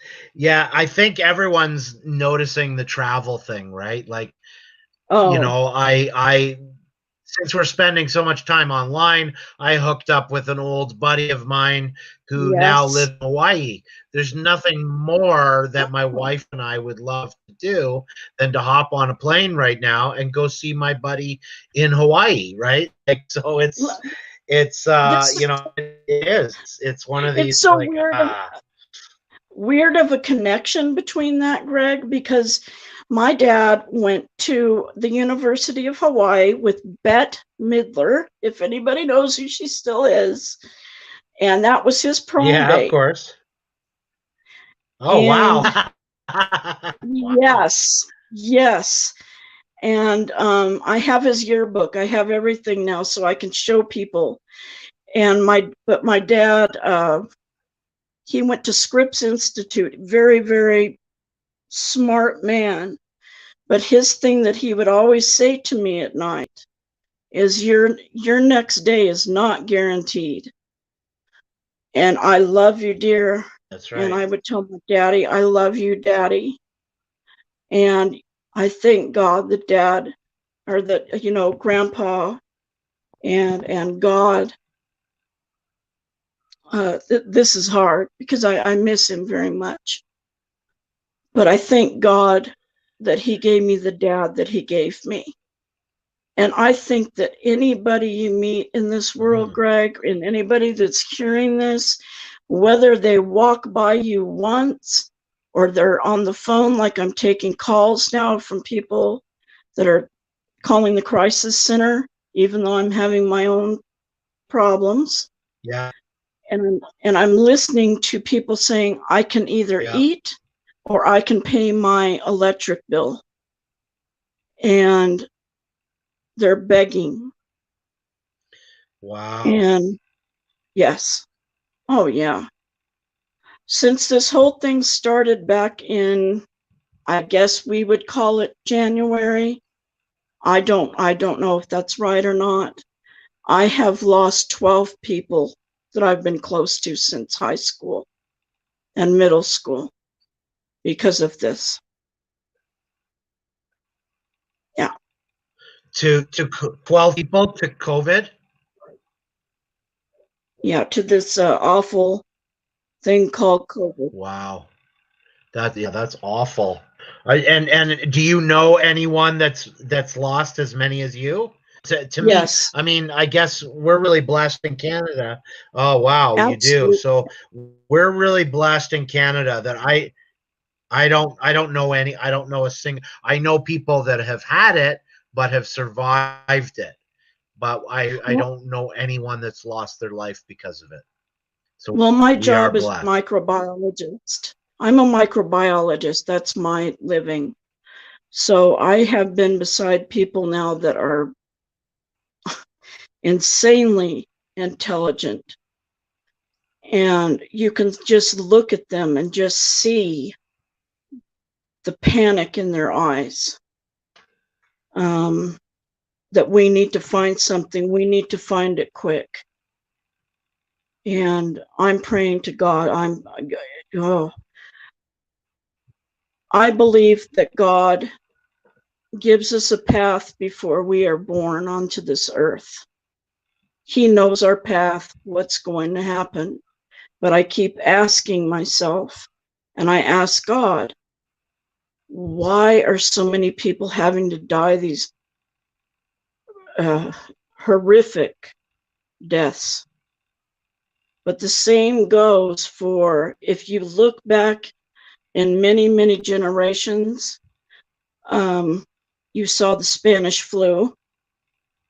You saw, I worked with Ebola, H1N1. You have seen, people like my grandparents went through the Great Depression. My father was in Vietnam for 4 tours, and he was a medic in Vietnam and saw many things. And now I talk to my dad, and it's what's helped me since he passed. And I have said, just crying at night, just crying in the dark, Daddy, please. It's not a scary thing to me, Greg, at all. I have asked my dad, please come visit me. I don't understand this. I don't get why God would let all of us go through this. But then that's when I got that message that my dad used to always tell me. Every generation has had their things. And I think for us, though, it is such an awakening, and people maybe that we haven't talked to in years and years, we're calling up because we want to have that connection. We're scared. And when you're scared, you want a connection. And I just, I thank God that he has put me on the road that he has, even though sometimes it's very, very difficult to go into people that are passing away without their loved ones, to be able to be there with them. And they're just behind a sheet of glass, literally, just crying, just sobbing. And that I'm in there with their loved one. And that I'm telling them, your husband, your wife, your dad, your mother, your brothers and sisters, they're right outside this window. And they love you so very much. And I don't take that for granted at all. I have seen quite a lot, huh? Yeah. And Listen, it's okay. Carrie. Yeah, we're having I wanted to ask the chat. I have a very bad connection with you because you seem to be roboting. So I'm sorry. let me answer easy 417s, and I'll keep you in the back. No, you got nothing Absolutely. to be sorry for. We'll try. Let me answer his, and then you can come back on. I have no problem, but I want to reestablish a better connection because you seem to be roboting. Okay. All right. Okay. Thank you so much. So talk tonight. Talk again. Yeah. Yeah. No problem.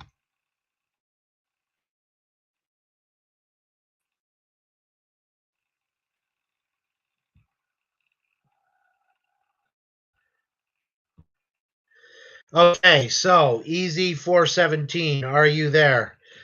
We'll get Carrie McKay back on. She was saying some nice things, but it was really hard to really grasp what she was saying because she seemed to be roboting there. So, are you there, Easy 417? I will answer your question now if you're there. So the question was, he wanted my opinion on Matthew. Well, the prophecy of Matthew 24, verse 15 and 16. Are you there, Easy 417? I know you're going back and forth between 2 live streams, so I don't want you to miss it. Are you there? So let me read it to the people, and I'll keep asking you to acknowledge that you're there. So Matthew 24:15-16. When you therefore shall see the abomination of desolation spoken of by Daniel the prophet stand in the holy place, whoso readeth, let him understand. Okay, so that was verse 15. So I'm pretty sure the abomination of desolation is when the Antichrist stands in the temple, maybe even sits on King David's throne, and declares himself God. This is what I believe they're referring to as the abomination of desolation. Then let them which be in Judea flee into the mountains. So, yes, when you see this happen, okay, so easy for 17 is there. So when you see this happen, the Jewish people are going to run to the hills. So interesting that you bring that up. I think I was going to I think it's also in Daniel 12:11 was one of the notes that I had there. So let me see what I was referring to. Daniel 12:11.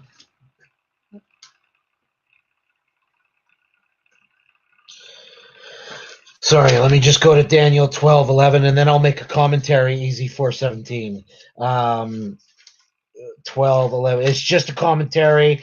It's just my opinion.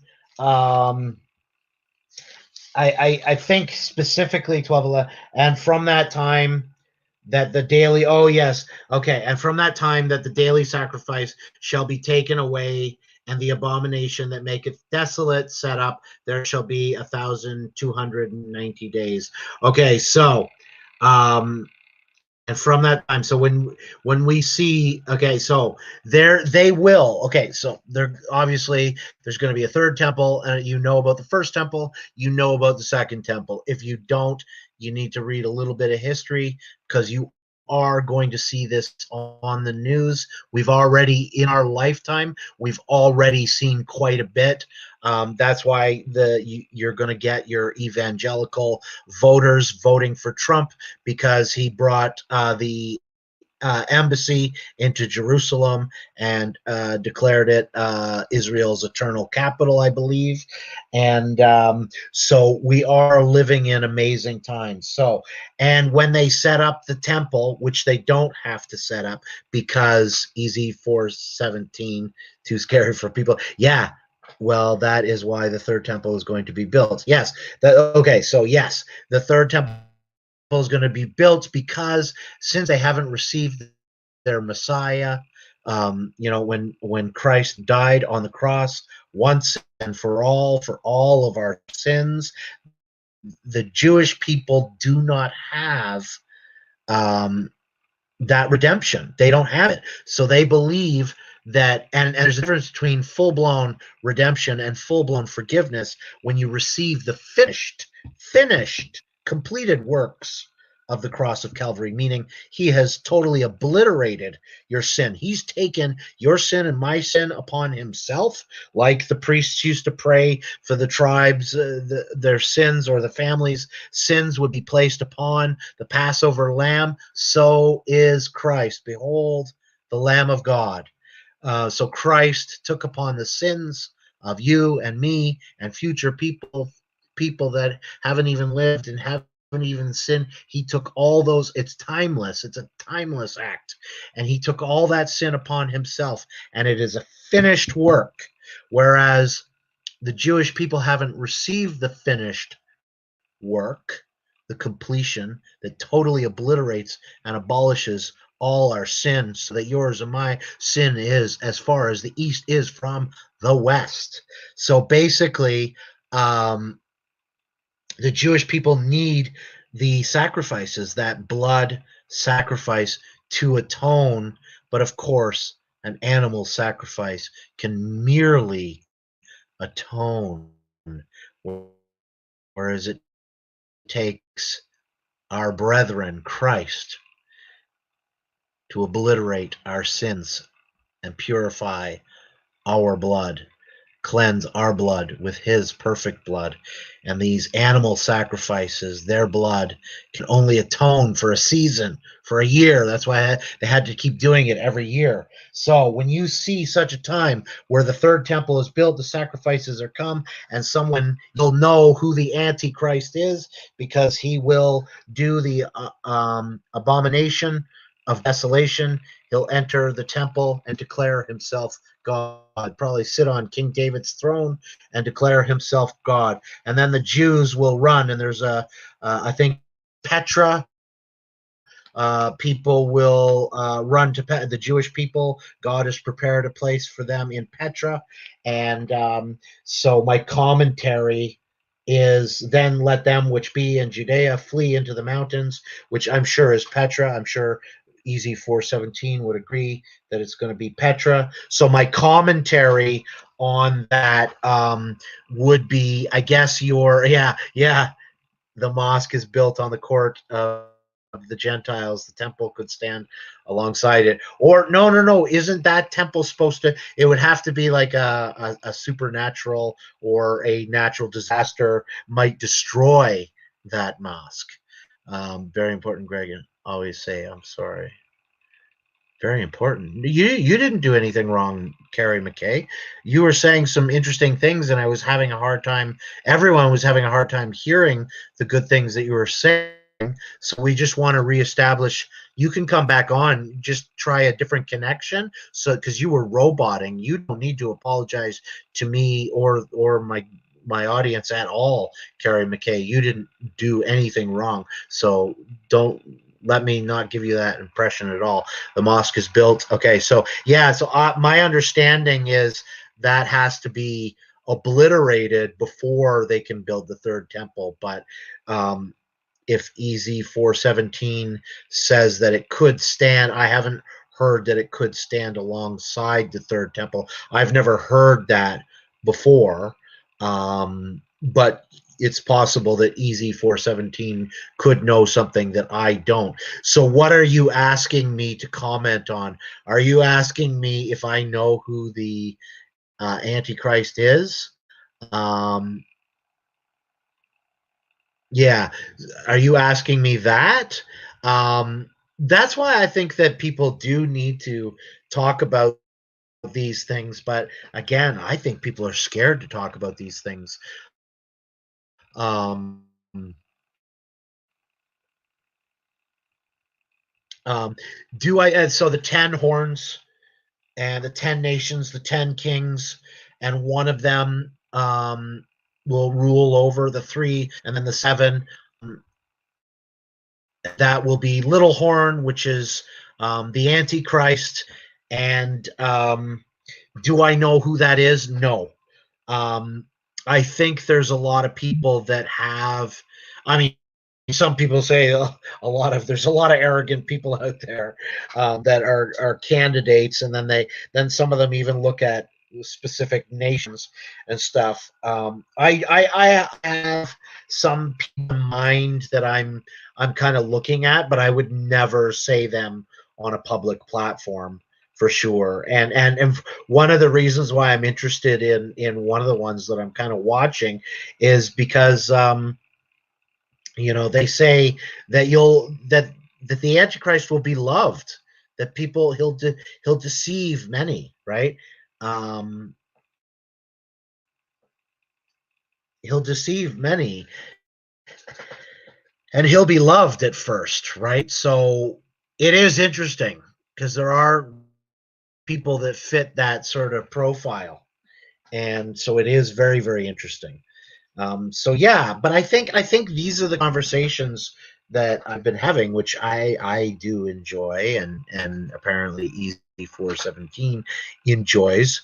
But maybe that's why one of the pastors said you're into conspiracy theories, Greg. I don't think that as someone that discusses prophecy or watches prophecy would put me in a category of being a conspiracy theorist. I found that sort of very shocking, and that's one of the things that really took me aback. And then I thought, did I say anything else? But most of the time, if I say things, they're very, very casual, interesting things. This the space station. I've made different comments of different things, and I'm like, I've really never gone on some sort of conspiracy theorist. Yeah.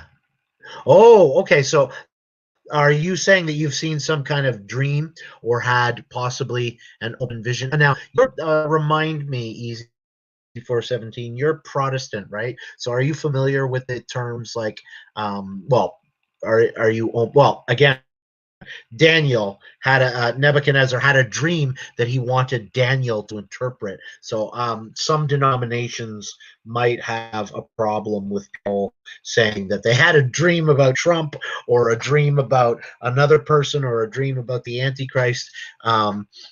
But I think we have to put these things aside, because a lot of this stuff, as I said, in Daniel, Nebuchadnezzar had a dream, needed Daniel to interpret that dream for him, and here we are, how many thousands years later, still talking about it, and it is considered sound prophecy. So I would be too quick to judge these things. I'm not Protestant. I'm non-denominational. Okay, yeah, non-denominational. Yeah, so am I. I'm non-denominational. I would consider myself a Judeo-Christian. So, did you have an open vision? Oh, I was awake. Yes. Yes. Okay. So yes. Interesting. Interesting. I no, I don't even want to say it. Yeah, there's one that I would say, but I don't like him. I don't like him, so there goes that, right?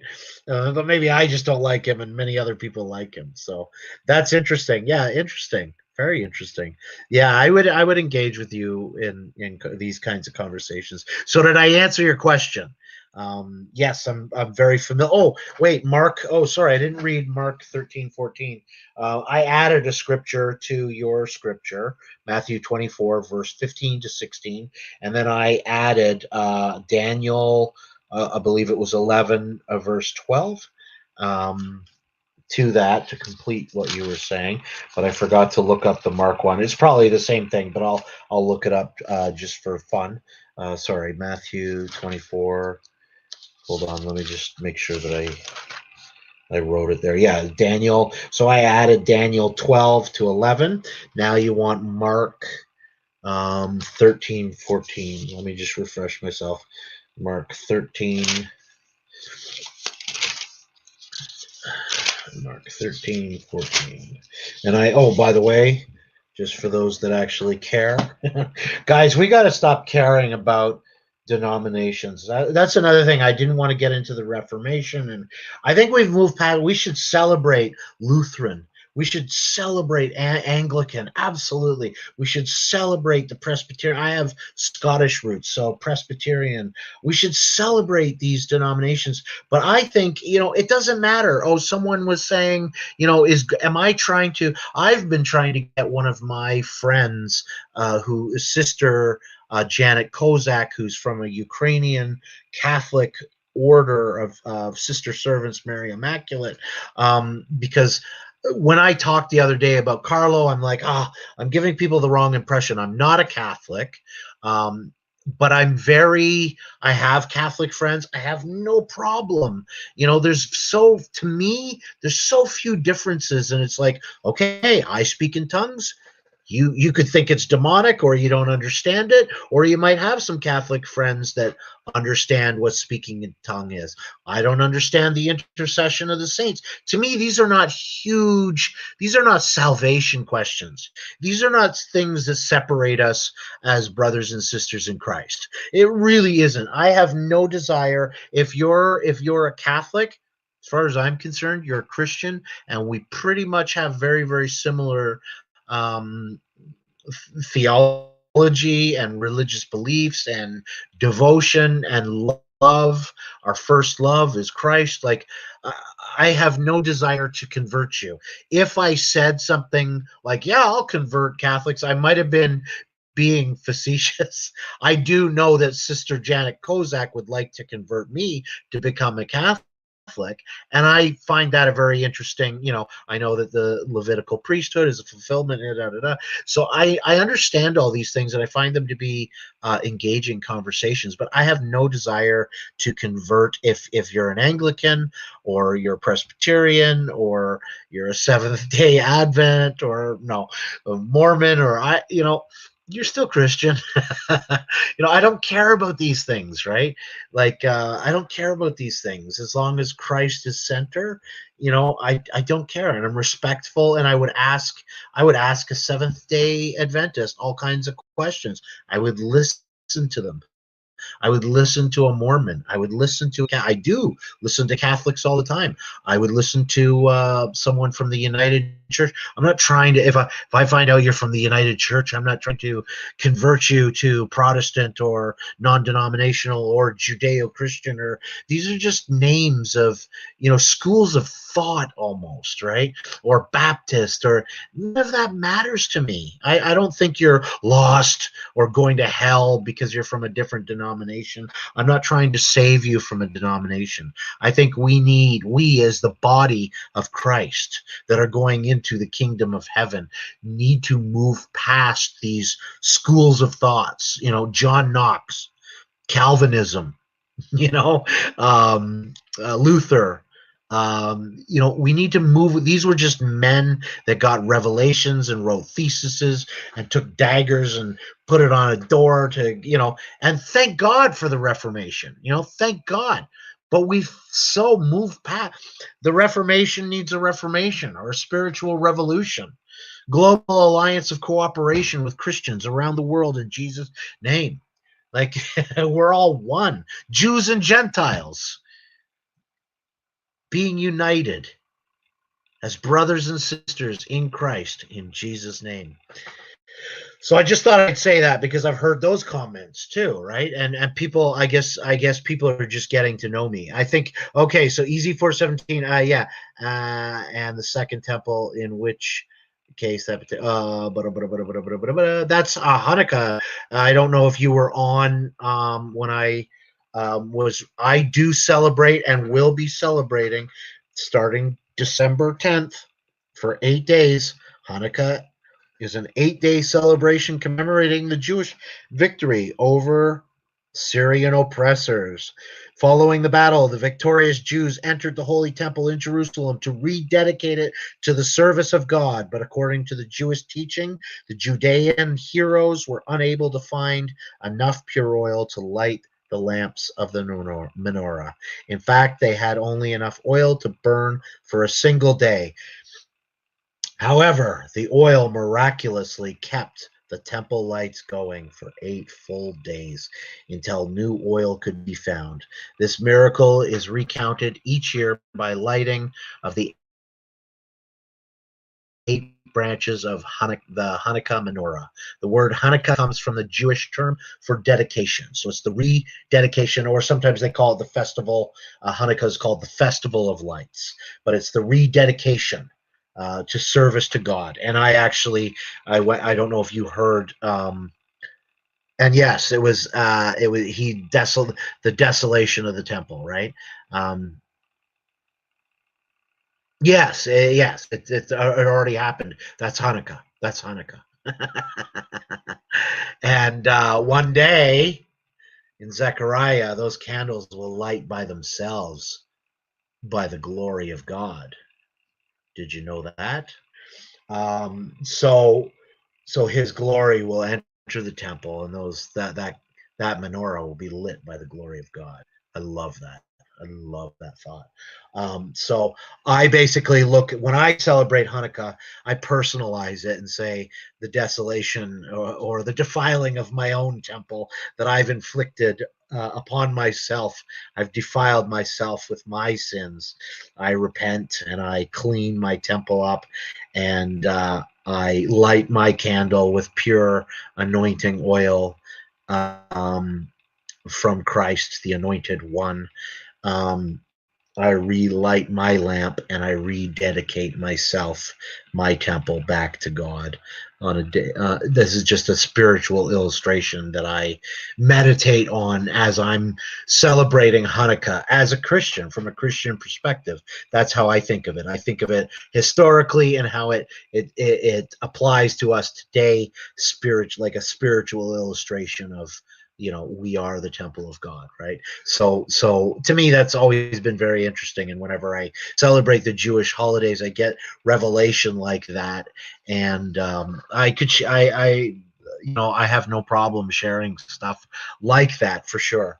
But you're quite right, Easy 417. Yes, and Hanukkah is on the 10th. Ditto with yeah, I don't know.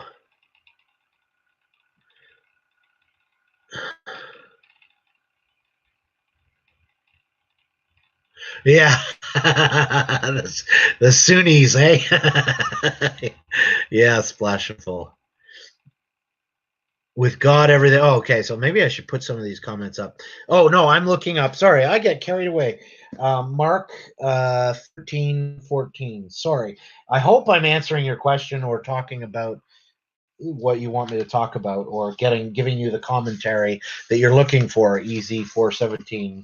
If I'm not, and you have a specific question that I'm not answering, or you're looking for my opinion or my commentary, and I'll always be, this is my opinion. I don't know that, but this is how I view it, or this is what I know to date, right?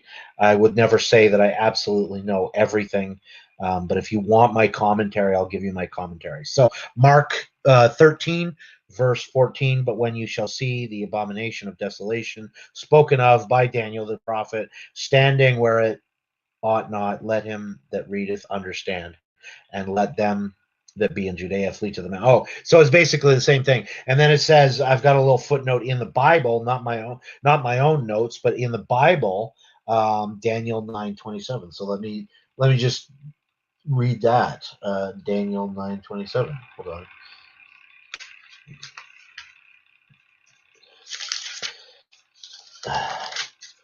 Daniel 9:27. Sometimes I find it's all saying the same thing, or probably 9:27.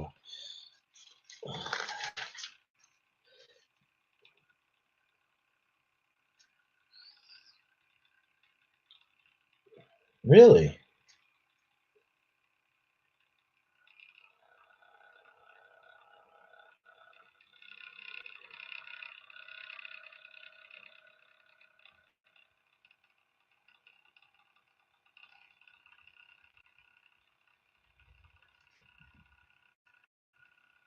So basically, that one is just, and he shall confirm the covenant with many for 1 week, with many for 1 week. And I think that a day is a year, so that could be the 7 years in Revelation. If you're following me, Easy 417.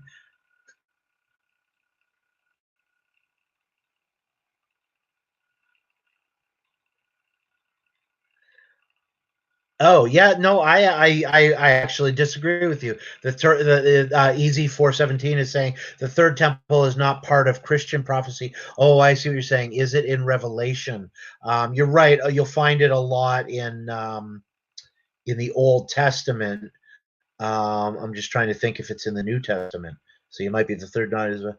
Are you sure it's not in Revelation? Yeah, measuring rod, and yeah, it's in Revelation. Sure it is. The third, neither is the rapture. The rapture is in the New Testament. Now we could get into a whole thing, caught up in the air and the different. I'm not a Greek and Aramaic scholar, and all the different words that are implying rapture, or the 7-year tribulation. So what I'm reading for the 7 days, and he shall confirm the covenant. So that's, it's almost, what I'm saying before I read it. Easy 417. So yes. So you're probably talking about this stuff all the time on different streams. So yes, The 7 days is the 7 years. Daniel, a day is a year. And he shall confirm the covenant. And then that basically, it doesn't say it here. Oh, make it desolate, and determine poured upon the desolate. But basically, that 7 years in Revelation, it'll be peace. They'll make a peace covenant, right? So that's the whole. I know what you. I'll say a name. I'll say a name that everyone's kind of saying. Easy 417. I know what you're trying to get me to say. What? Yeah, it does. 7 year, or does it say 7 day? Oh, you're gonna make me look it up. Okay, so hold on. Let me makes no mention of a 7 year tribulation. Are you sure? In Revelation, John was in the spirit when he saw the temple. Yes. Oh, I see. I see what you're saying. He was in the spirit. So, but isn't that still in the New Testament? Oh, so you don't think it's part of Christian theology? I mean, just because John was in the spirit, it's still something that I've known about. Yes, in the Old Testament, but also in the New Testament. So I don't know what you're driving at there. It is my life now. I've been to yes. Okay, so what am I answering? He makes no mention of 7 year tribulation in Revelation. Are you sure? Are you sure?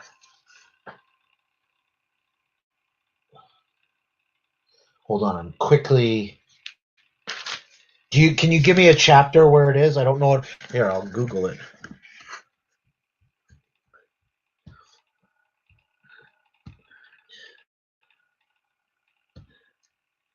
It's going to be 7 days, isn't it? It's going to be the same as Daniel, right? But we all know it. We all know it as the 7 year tribulation. So you're going to catch me on a technicality, aren't you? Revelation 7 year tribulation.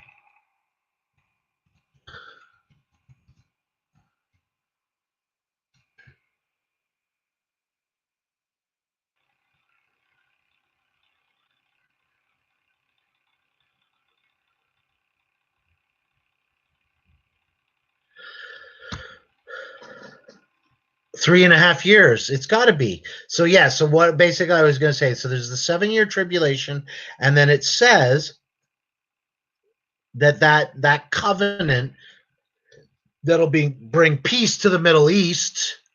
And you're probably saying, what is it? Trump's right hand man, Jared, that everyone seems to love. And he's brokering the peace treaty, and then that peace treaty will be broken after 3.5 years, and then that's what ushers in Armageddon, right?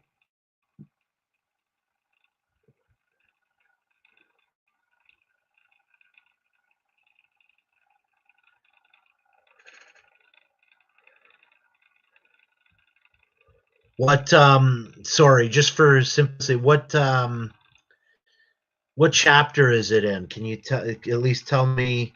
Because I know it's going to be like a week. It's going to be 7 days, isn't it?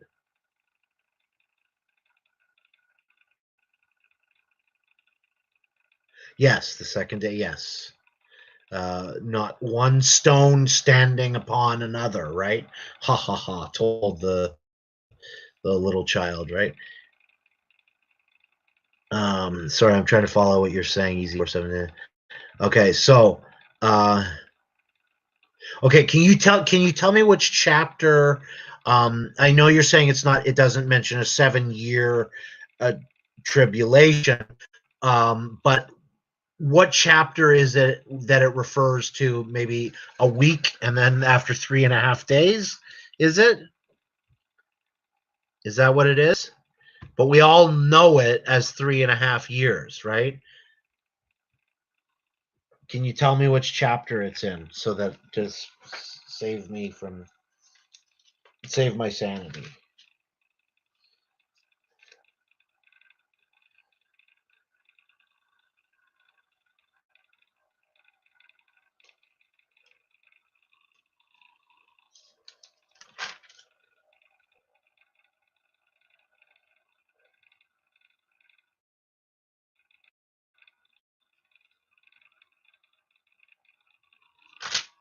Okay, can you tell me easy 417? Can you tell me which chapter I'm looking in?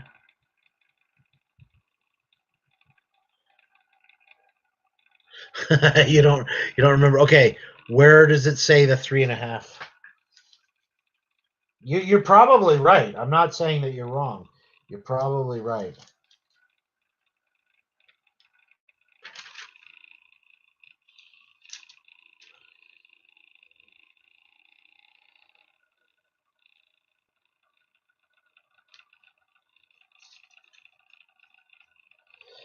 Can you tell me which chapter?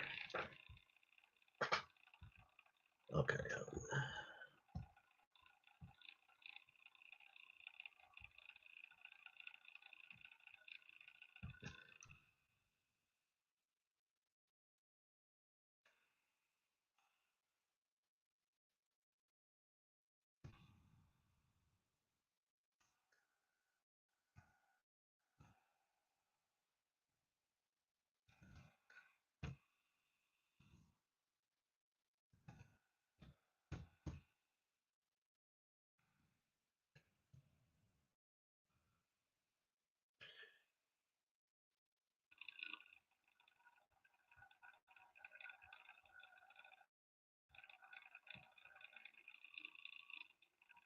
Huh.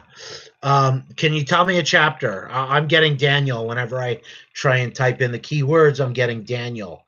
The confirmation of the Christian covenant in 1 week or 7 years includes its 7 broken and defeated is seeming triumph for immediately after the 3.5. Yeah. So I guess everyone. So can you tell me? Are you just being cruel and not telling me? Because I can't find it with the key year. Oh wait, Revelation 12. Uh,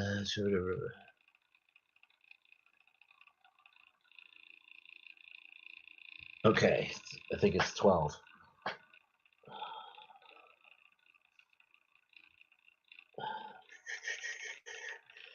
Yeah, I can't find it with keywords. It's not helping me.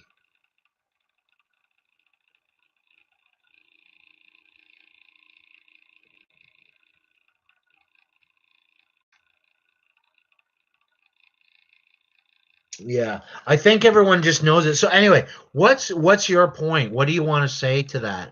I think you're probably right. It probably says days, and everyone's been interpreting it as years, knowing that it means this, probably from people's commentary. So we could be being misled by false teachers.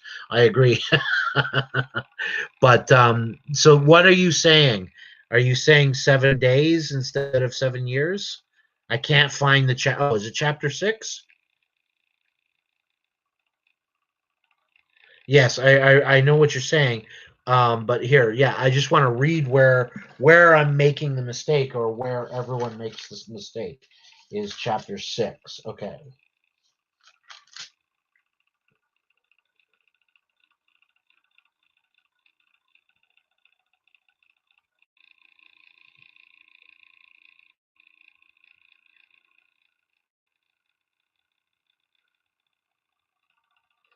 Okay. Do you know where the verse is?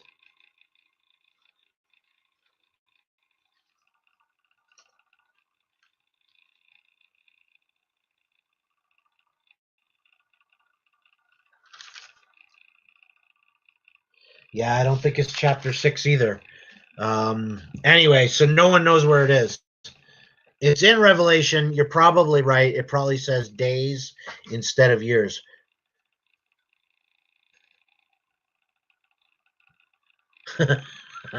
Carrie McKay says, okay, so what's my point is that Christians are being lied to regarding the legitimacy of the third temple. Okay, so in saying that, hang on a minute, I'll get the verse. Okay, yeah, I can't see, I can't find it anywhere, and Google's not helping me. Google doesn't know the Bible. My point is, okay, so how are we being lied to about the third temple? So yeah, that's an interesting.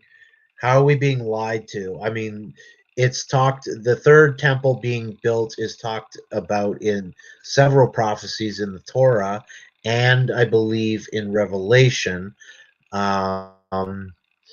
And we agree that it's going to be for the sacrifice. We agree with the abomination of desolation, which the Antichrist will declare himself to be God. So what are you saying? What is the lie that Christians are being told? Is it just days and years? What is it? But thank you for getting the verse, because it's frustrating because you see it all the time, but now that we're desperately looking for it, it's nowhere to be found, right?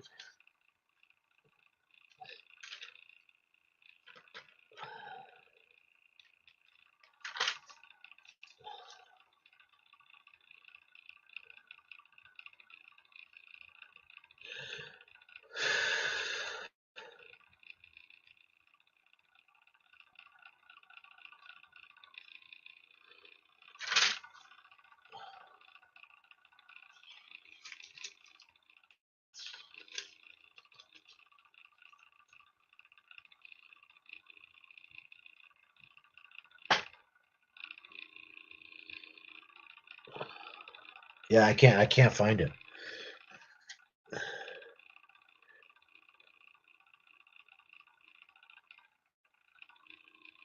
Yeah, you might be right. You might be right. A 7-year tribulation. Okay, but where? Okay, well, where? My question is, which chapter? I got the chapter wrong. Try 7. Okay, I knew I couldn't see it. Um,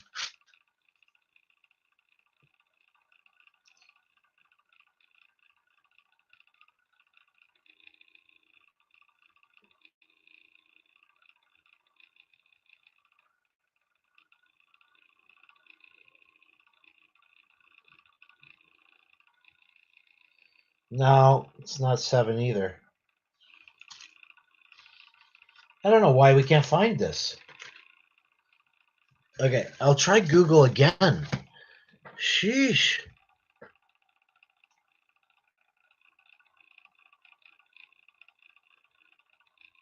Oh, are you saying seventh chapter? No, just no. It is okay. You might be right that it's not years, but there is something about 7, the covenant that will be made. The wording might be wrong, but it does in Revelation. It does say 7, but in 3.5 it'll be broken. It does say that in Revelation. That is a paraphrase of what it says, but it does say that.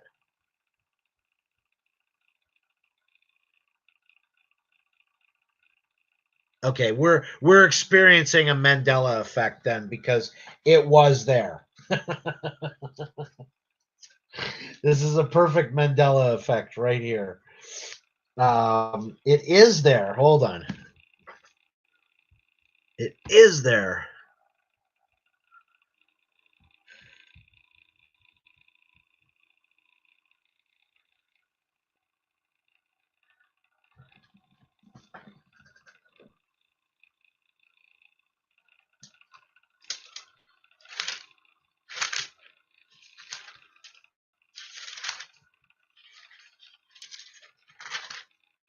Are you having this argument on another stream too? Hold on. Oh yes. Okay.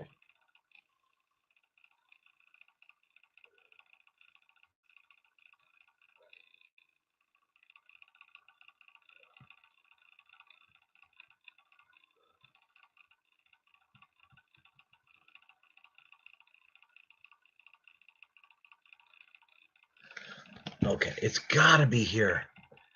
Um.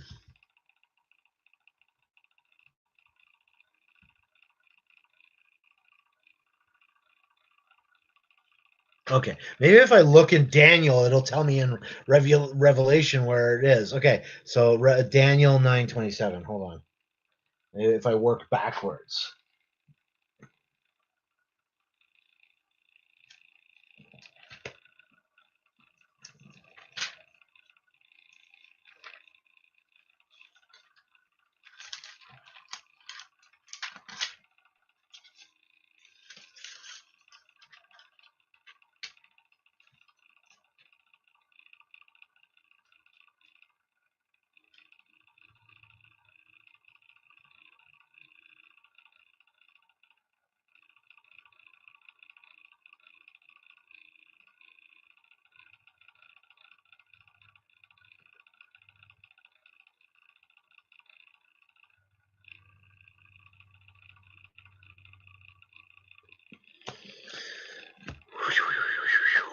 Sorry, guys. This is really interesting to me because it is in there.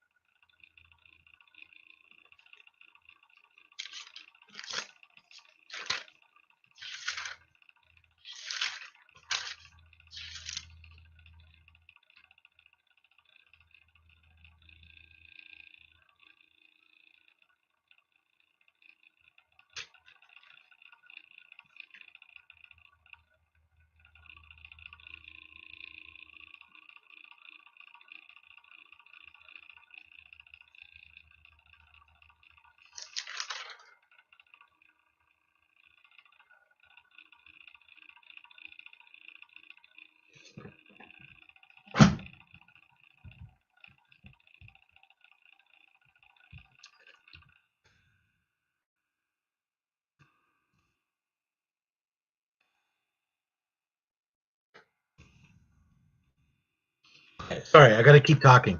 Are you guys still looking though? I don't know why.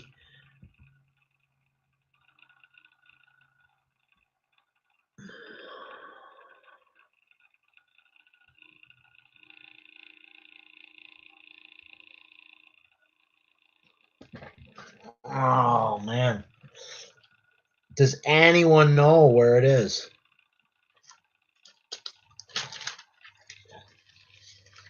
And if we discover it's not in here, I'm calling it Mandela effect because everyone knows that it's in here.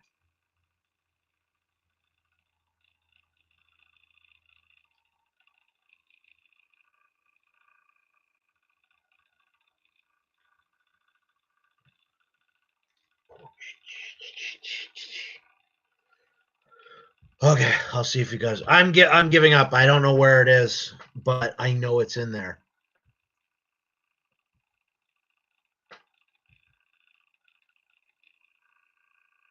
No, I'm not saying you lie, but I know I know it's in there. You might be right. It might be days and not years, but it is in Revelation. And I hate Google sometimes because it doesn't cooperate. Okay, the rapture is something else. That's in the New Testament, and it does not. You're right. The word rapture does not exist in the New Testament. But the third temple, the building of the third temple, is in Revelation. Okay, let's try tribulation. Let's try the word tribulation.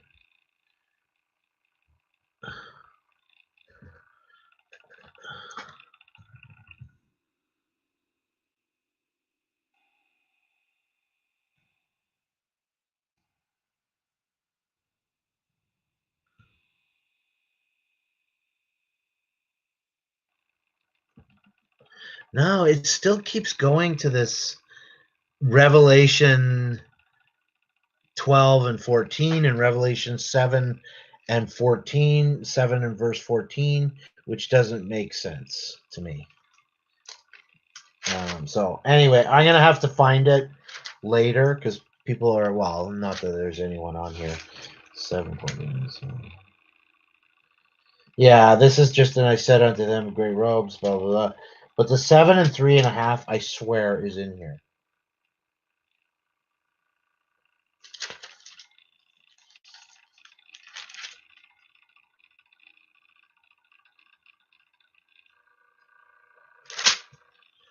And then 12 and 14. That doesn't make sense either.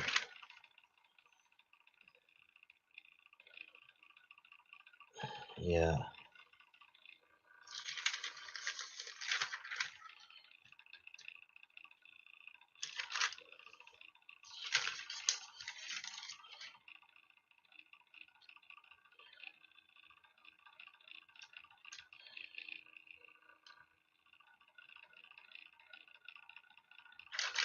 Yeah. It's almost like I have to read Revelation all over again to find it. Because I promise you it's in here.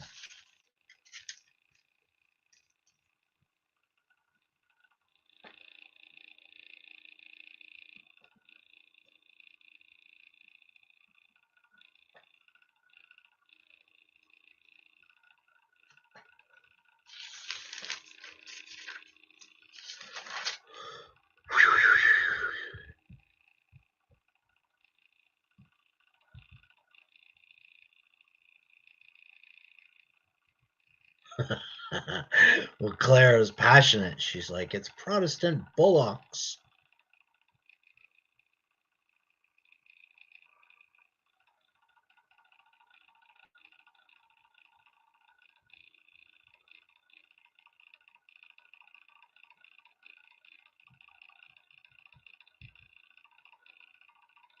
I swear it's in there.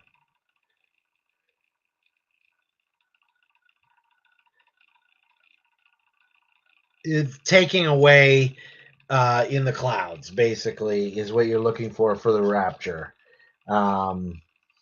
We will meet him in the air. So, no, the word rapture is not there for sure.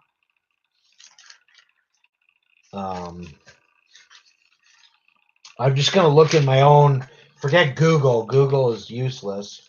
What can I look up in the back of my concordance? Tribulation. No, I'm not going to try tribulation. Doesn't it say then Armageddon or something?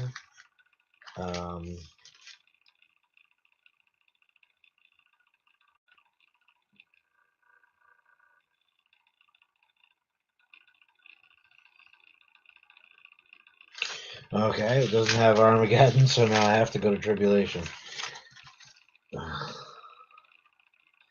Oh, how about covenant? How about covenant?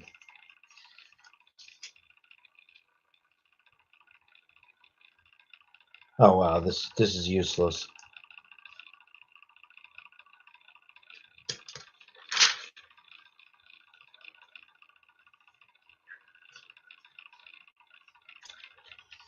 No, covenant's not going to work. Yeah, this concordance is very, very small. I don't know. I swear to you, it's in here.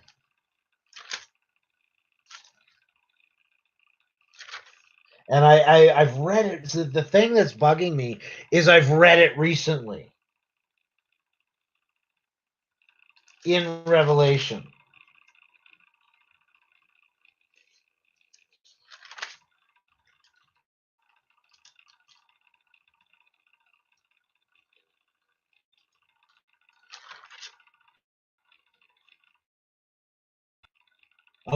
Okay, where's the two witnesses?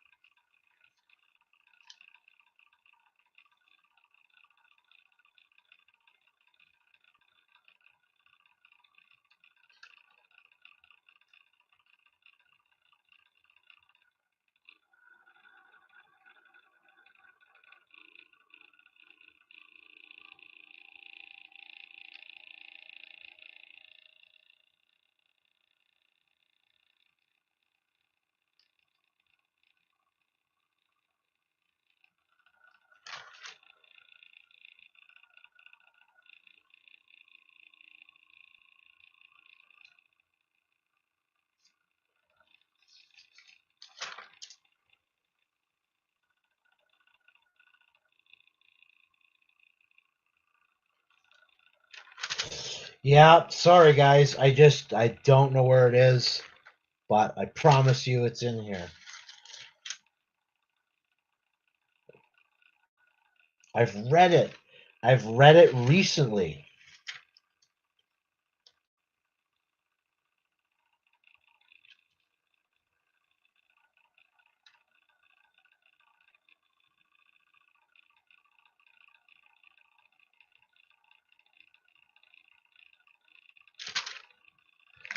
Okay, let's try the two witnesses. There's only two people in here, so it's Probably to chapter 11, I think, if not. Okay, so it's only the two of us in here, so it doesn't matter. We're not holding anyone up.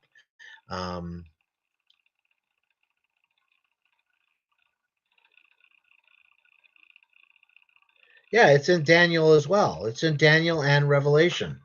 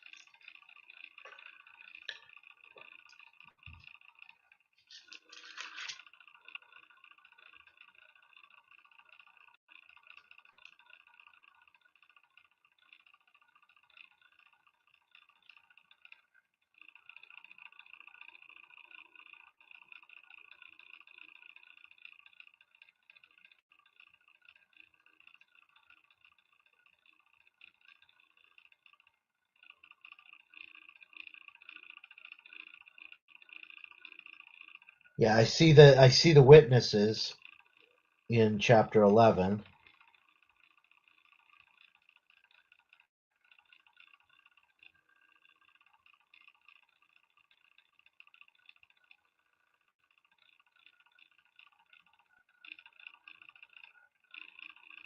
Yeah, I honestly I can't figure out where it is.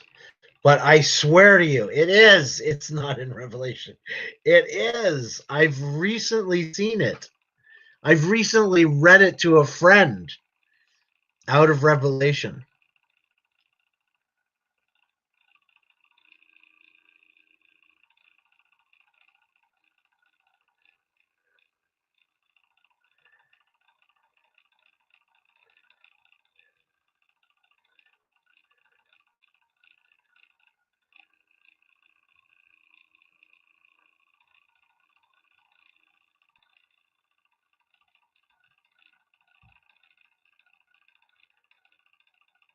Okay.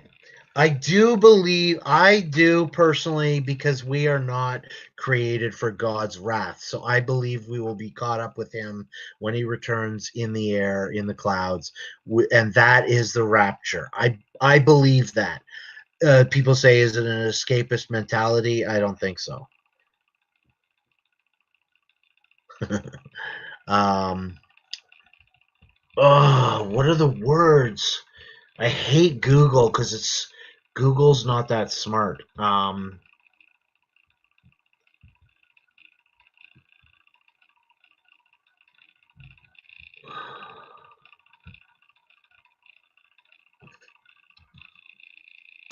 Bible Hub Revelation.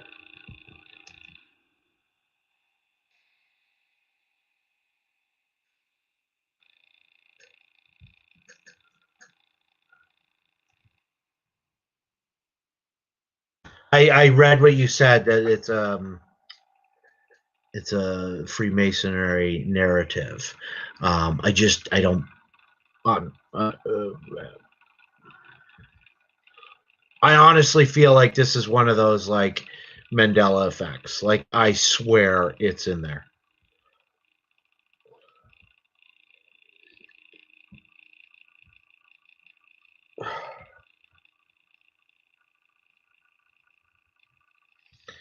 Yep, and it just keeps on going back to the same crap.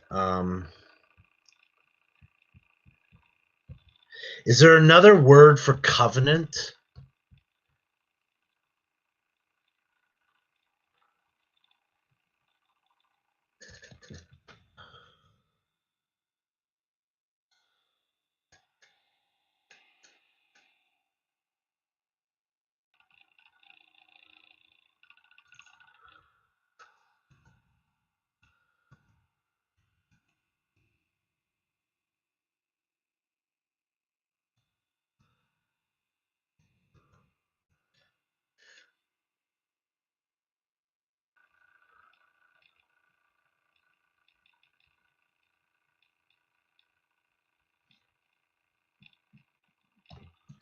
What?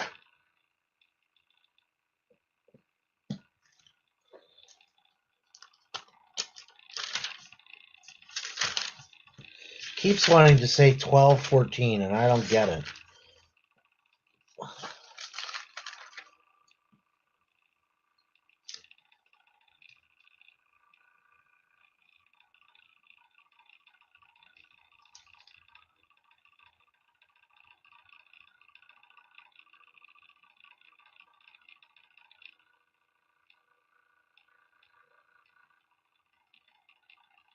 Huh.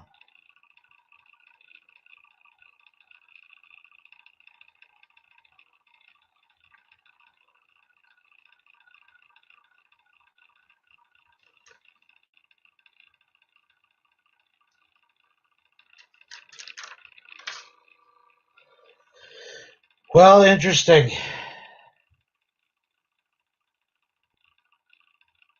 Interesting. I think we've time traveled and we're not on the same alignment anymore. Timeline. We're not on the same timeline anymore. My Bible's been changed.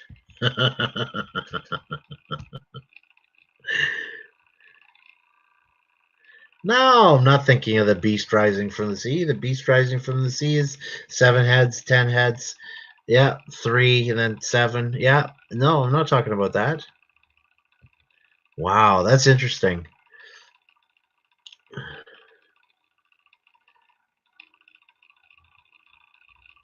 Yeah, I have no idea. No idea, guys. No idea. I almost think like we're missing a word. It's not covenant, then. What is it?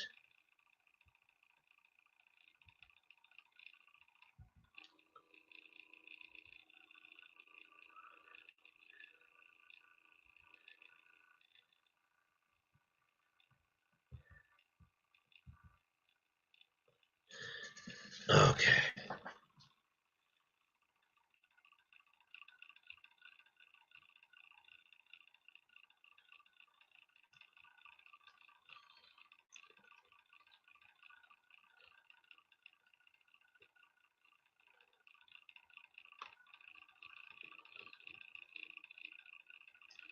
Yeah, I don't know what to tell you. I am absolutely convinced it's in there. I've recently read it, so it makes no sense why I can't see it right now.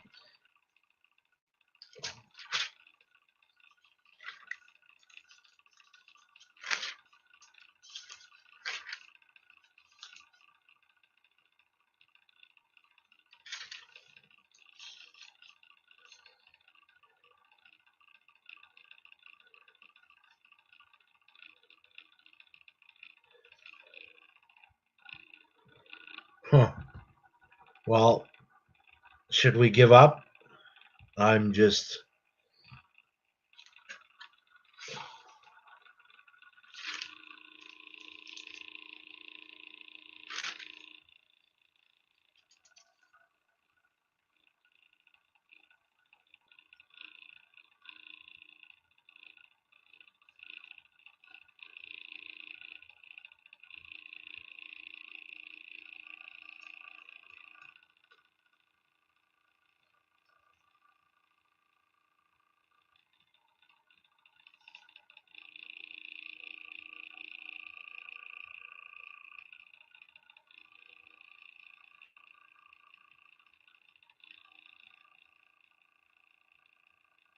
Huh.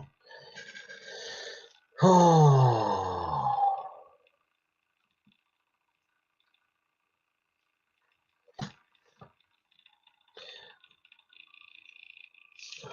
Yeah, I give up, but I'm not convinced that it's not in here.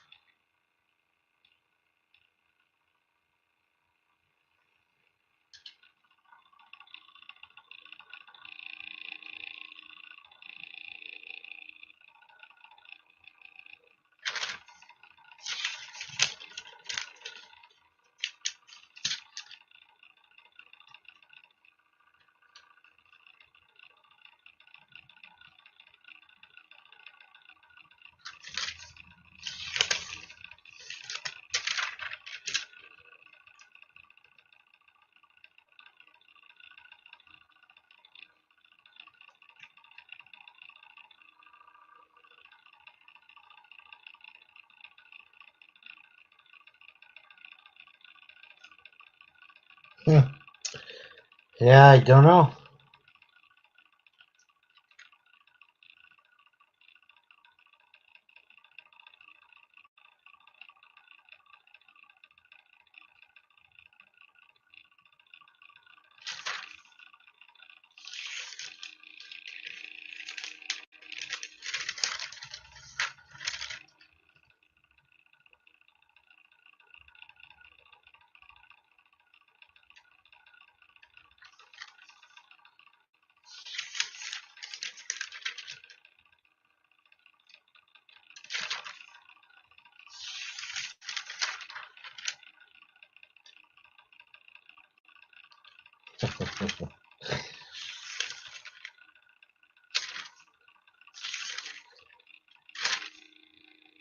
Well, I'm still convinced it's in there, even though I can't find it.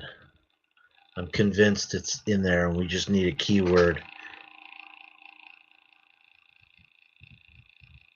Oh no! I don't mind this. Yeah, maybe we should retreat to love thy neighbor. No! I don't mind. Like I will. I won't give up because I am absolutely convinced that it's in Revelation. But you're right, and it is intriguing how like you feel like it should be in that 12-14 area, and it is sort of the Mother Mary, and this is a King James version, and I'm convinced that this is where I read it too. It's been on my desk and I read it recently. And I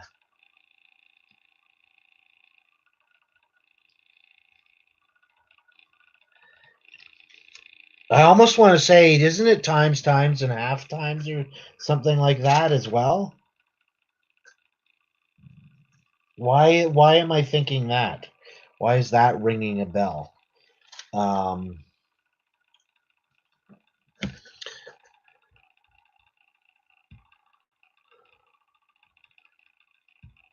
Maybe I'm putting too many words in.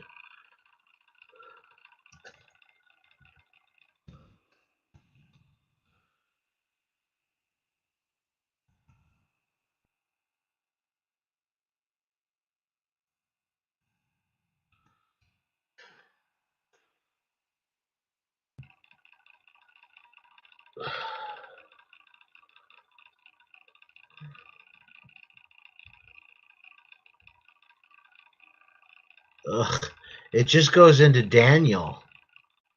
Oh my gosh.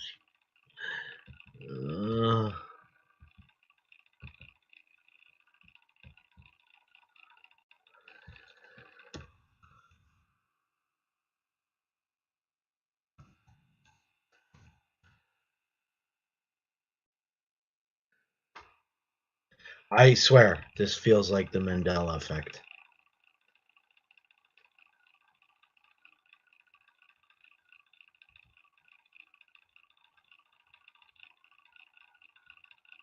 It feels like it should be Revelation 12:4 times, and half times. And then it goes, and to the woman given 2 wings of a great eagle that she might fly into the. Makes no sense. That's where it's supposed to be. It almost feel that's what it feels like. It's like, but it's just also wrong.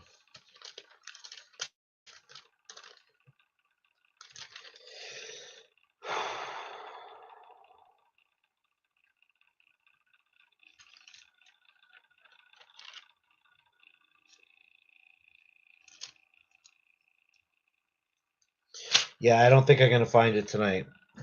Okay, so good night. May God bless. No. Looking, it's no fun realizing you've been misled. If you, yeah, no. I want to get to the bottom of it. You guys haven't made me upset. If this is something that we need to look into, for sure, especially when we have like peace treaties going on right now. If we've been kind of told a lie. Oh my God. Okay, so tell me this. Why does King James why King James you say has lodge brothers? Cut Maccabee. Yes. Oh no. King James cut the Maccabees out of the Bible. so that people would think Daniel's prophecy applied to us. But doesn't it? Huh.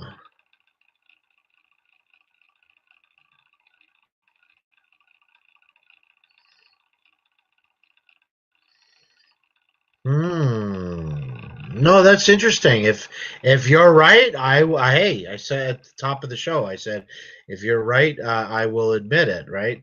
But I really,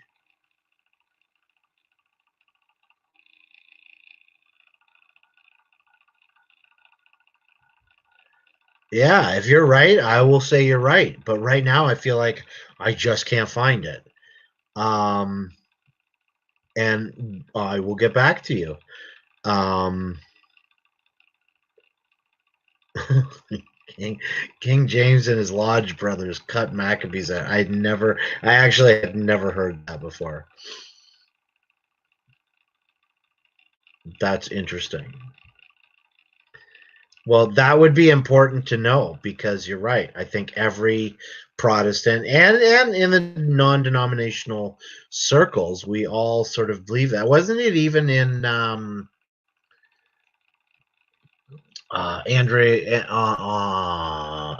Andre Van Heerden, the director of what was his name?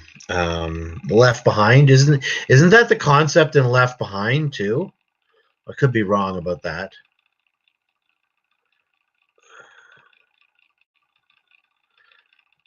Really?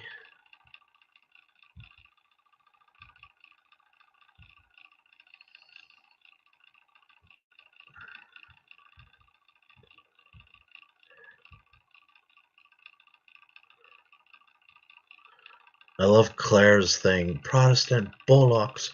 Where's Claire from? She's obviously from the UK, I would imagine. So you've been okay. So when did you first discover this, Easy? Since you're sort of non-denominational, when did you first to discover this yourself? This is obviously yeah, no. That I know, I know what you mean. If we've been duped or deceived, but I have still, even though I'm finding it.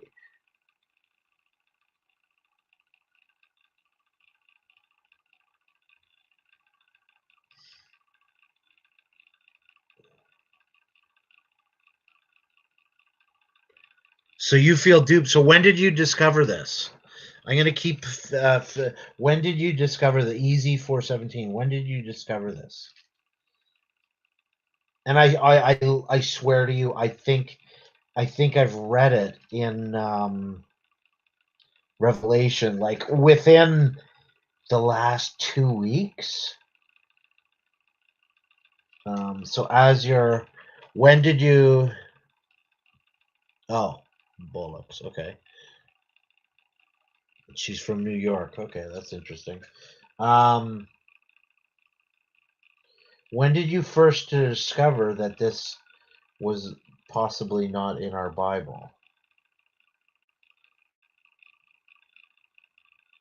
Because I could have swore that within the last 2 weeks I have read it.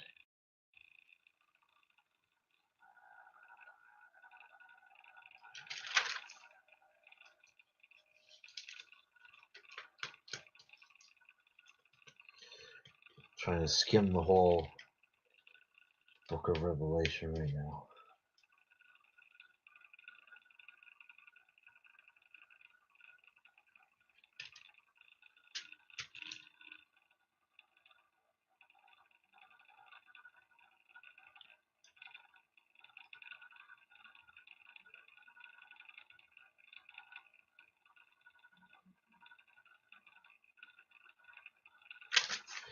Okay.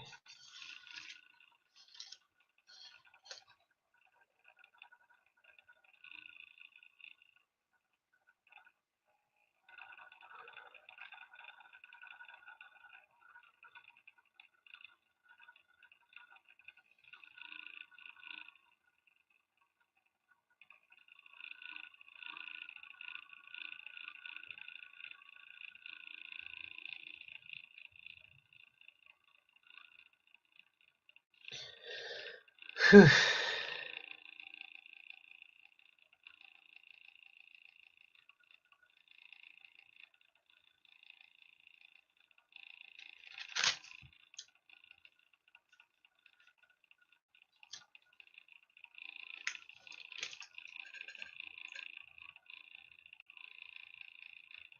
Yep, I'm not seeing it.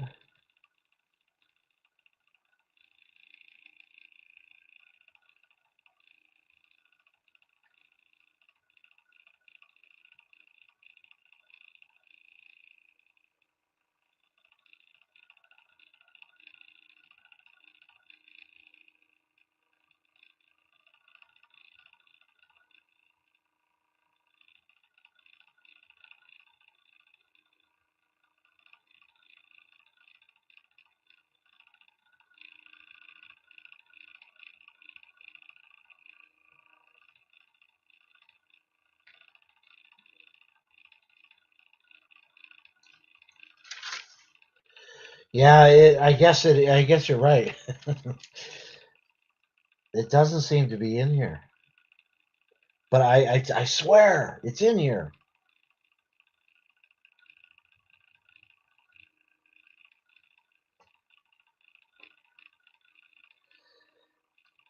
Okay.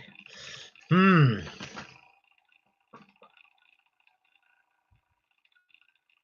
Oh no, 7 years ago.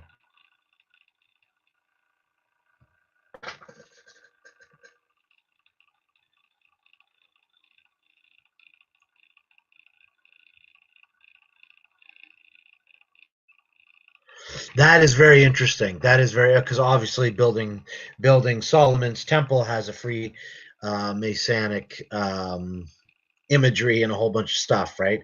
Um, Even the pillars in front, etc., etc. So yeah, I know what you're saying as far as the Freemasonry stuff.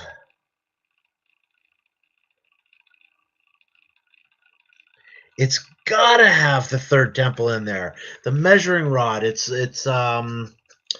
got what's his name? What's his name? Um, Now I forget the name of the guy who's given the instructions. Anyway, you have given me something. I'm going to have to reread Revelations because I swear that the name of the builder of the third temple is in there, and there's the measurements and the whole 9 yards. And just even as I'm saying it, it's like, yep, that sounds very Masonic like, right? So I am definitely going to have to read it, but it feels like a Mandela effect because, like, honestly, I feel like I just read it at the top a month ago, but I almost feel like I read it like within 2 weeks, and it was the 7 years or 7 days, and we always interpreted the 7 days to be 7 years for some reason, so I could understand. Oh my, yeah, the morals and dogma, yeah. Wow. Oh boy. All right. Let me have you guys got a minute? I just gotta take a quick washroom break and then I'll come right back to finish up with you guys, okay? Hold on.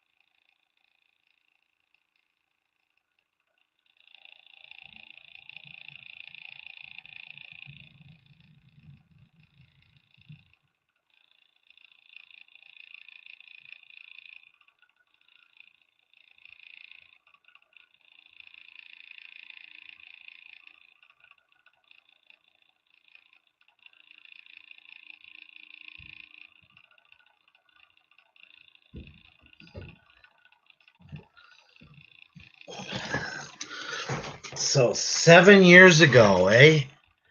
7 years ago. I'm not I'm non-Freemason for sure. Um, I think anyone can get a hold of Albert Pike's Morals and Dogma, if that's what you're referring to, Easy 417.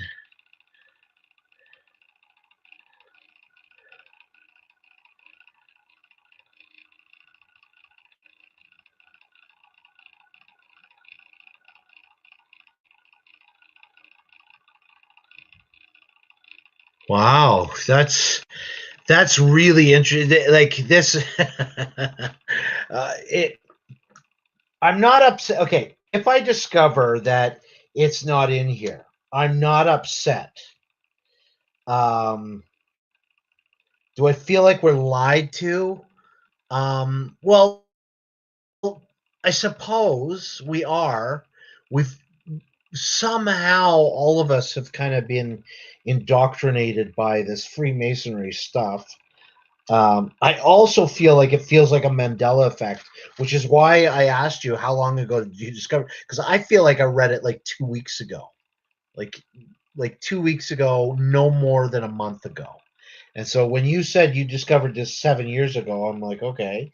And just to take it even a step even further, I've got writing in this Bible, right? And it's been there for a long, long time, which is why I was able to give you Daniel 11:12 or 12:11 tonight, because it was written in there. I had written that as a note. So am I mad about it? No. Um, would I talk about it and be intrigued by it? Yes. I think, aren't we all kind of used to the idea that we've been lied to? Like, even it's to me, what's going on in the States is we should all be concerned from a bipartisan, like, I don't even care who wins. It's like, okay, if you know, it just, I don't want to say that because I don't want to upset people. It doesn't matter to me who wins. I just want to see um how much fraud there really is, right? And how much you guys, but it affects us too, how much we've been lied to. I mean, and we know that we've been lied to on many levels now. So to me, it would be, the cherry on top of it all, right? It would just be like, oh my gosh. And the verses that we took for granted in the Bible, thinking that we understand Revelation so very well. And now that and now what I think about is Solomon's temple and the imagery that we all know too well. It's like, well, how do all of us know this, right? Like and so it would intrigue me.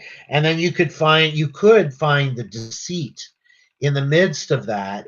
Sometimes it's not what people say, it's what they don't say, right? So you could deduce something and find the lie, or find out what they don't want you to know, or find out what they're leading you away from, the truth that they're leading you away from. We could glean from it somehow if this is very much true. Um, I also find it interesting that Claire said, "Oh no, it has to do with our Blessed Mother Mary." When I kept on getting in the Google 12, chapter 12:4 or something like that, and it's this like imagery of the Blessed Mother, right? And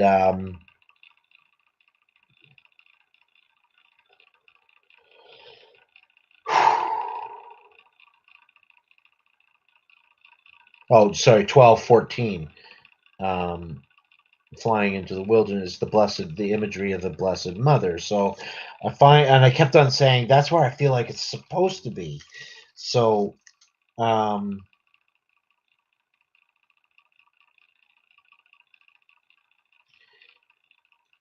so it would be intriguing. It would be really intriguing to me to find out that what I thought I've known, including thought I just read 2 weeks ago, is not in here. I would be interested. Um, I don't think I'd be mad.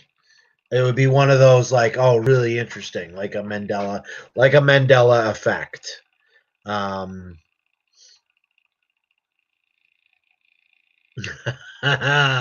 wow. Didn't even vote this time. What state are you from?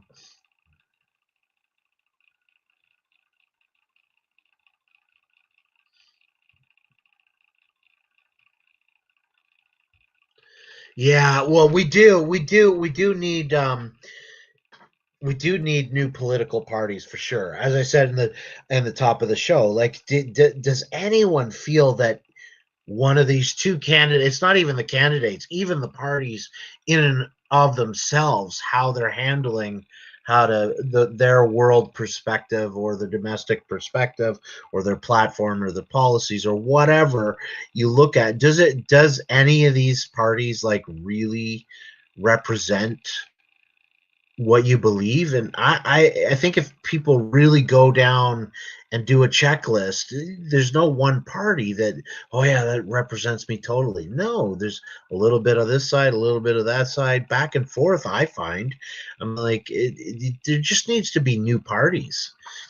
I mean, and everything's so extreme, right? And then, oh, Green Party, right? Um, so I think we need new political parties for sure. Florida, eh? Okay. Oh, New York. Did you vote, Claire?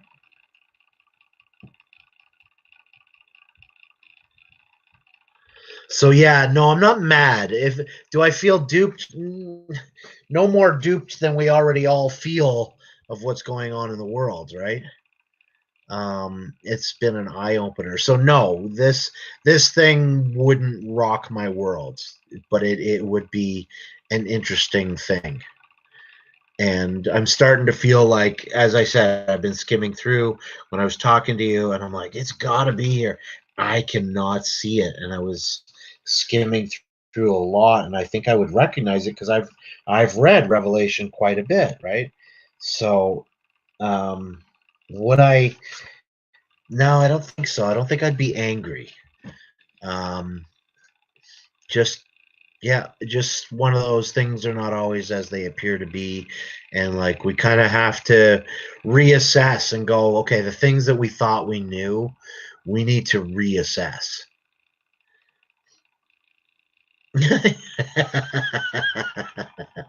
Green Party and libertarians are just there to keep it from looking like a two-horse race. Exactly. So there has to be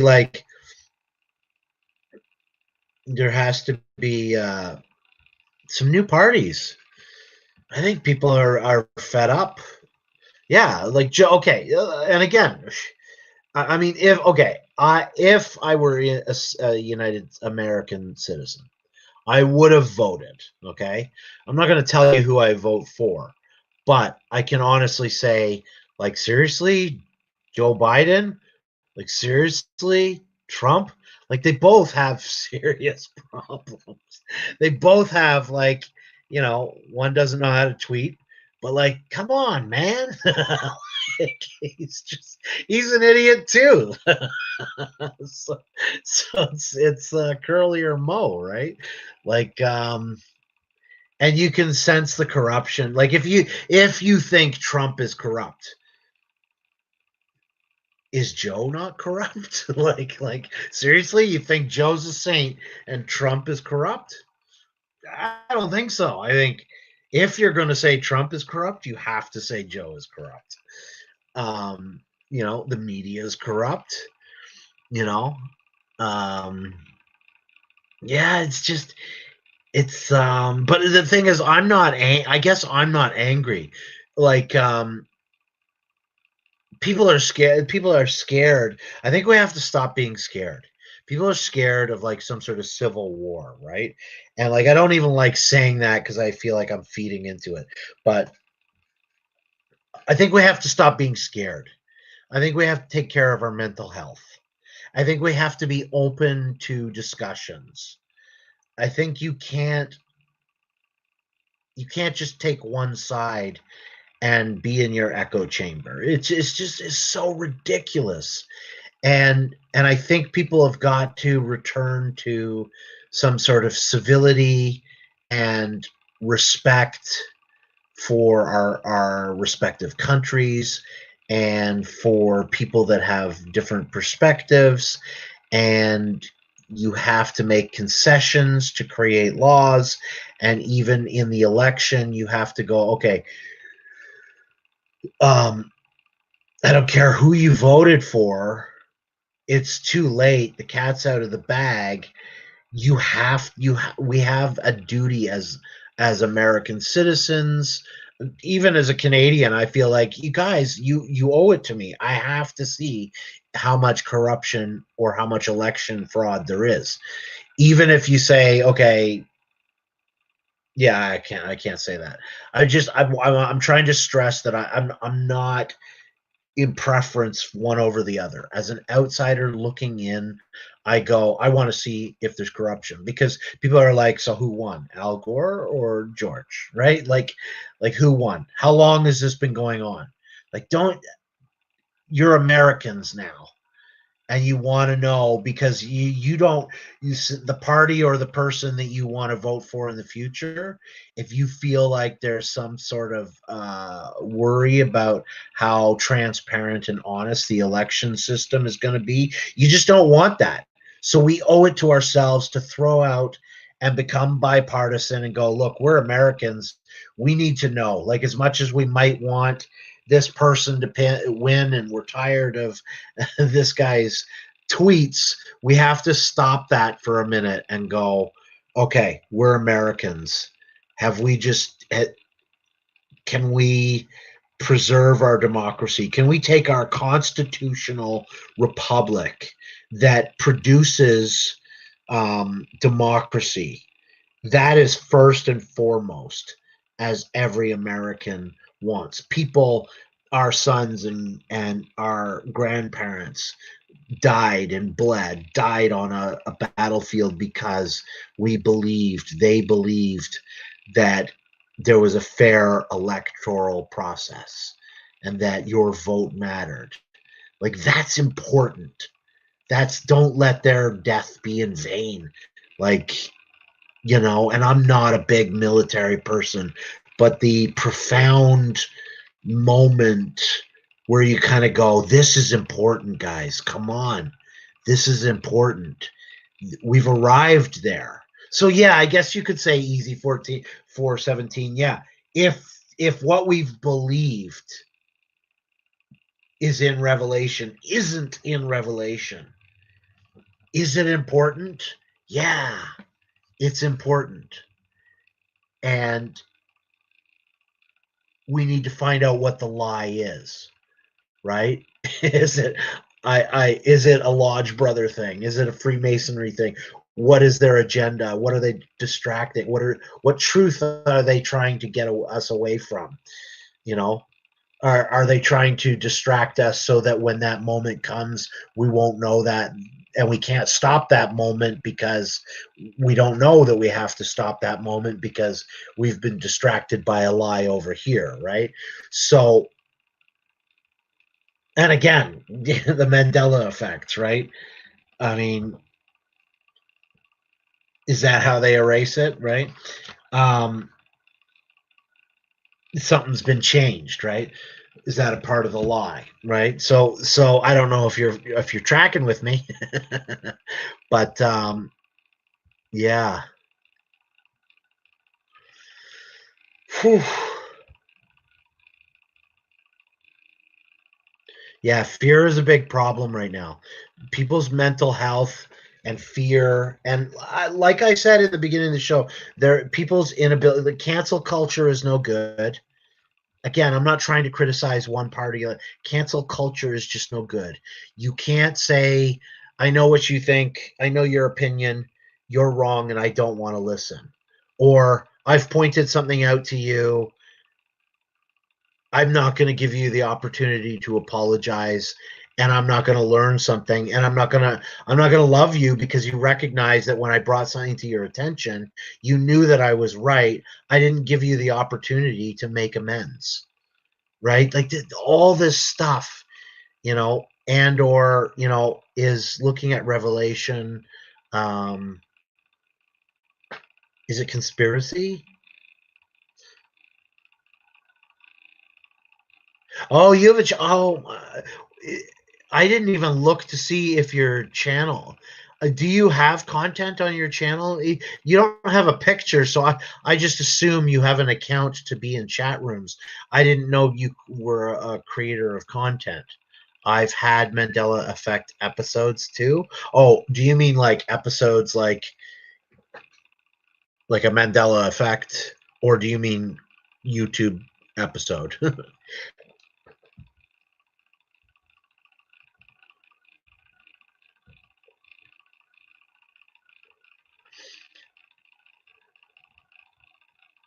Yeah, exactly. They're both corrupt. Yeah, exactly. Like Joe is corrupt, and I'm sure that Trump is no saint either. I mean, we all know that, right?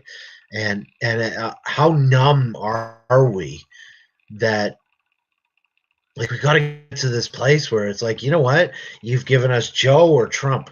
How about neither? We're not trying to be belligerent. We're not trying to be we're not trying to shut down democracy. We're trying to save it here. Can you give us some viable choices?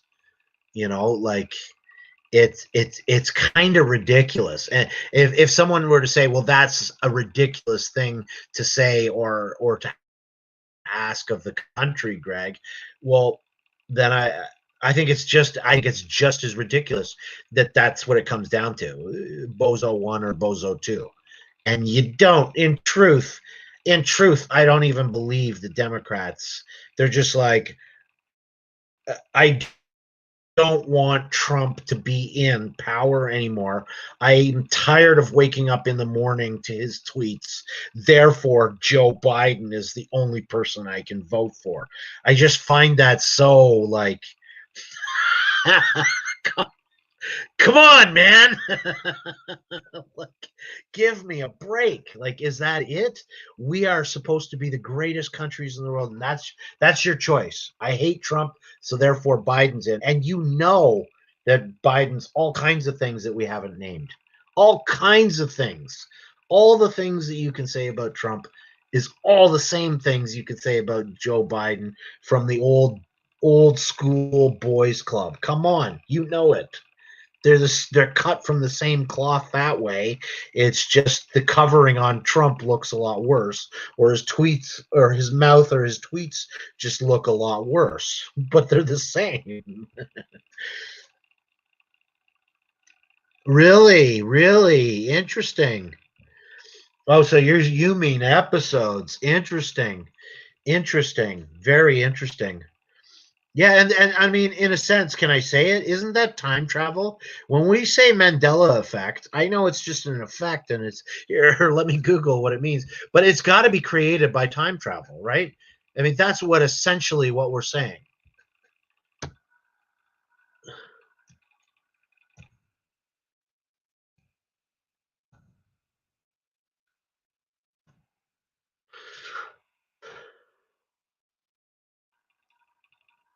Okay, so in 2010, this shared false memory phenomenon was dubbed the Mandela effect by self-described paranormal consultant Fiona Broom in reference to her false memory of the death of South African anti-apartheid leader Nelson Mandela in prison in the 1980s. He actually died in...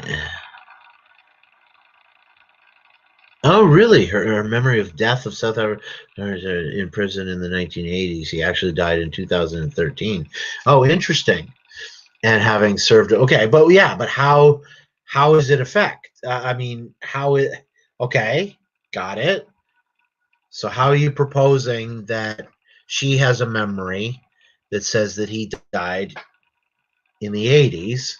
But on this timeline or this reality, he died in 2013.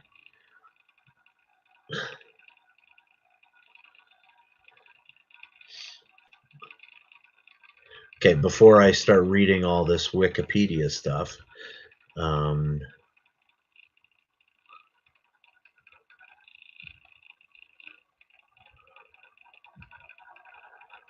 it doesn't, I mean, just quickly scanning, it doesn't look like they're saying that it's time travel. It's like memory syndrome, sleep deprivation, trauma, individual differences, skeleton theory, strength of no, okay, so maybe that's not it. Well, that's my theory is time travel. And you're not from the same timeline. But that's where the pastor said, "You're a conspiracy theorist." I'm just talking. This isn't biblical stuff, and no one knows for sure, Greg. Yeah, I am not a conspiracy theorist. I'm just intrigued by different theories or noting these different phenomena. So I'm not a conspiracy theorist. I don't think that the world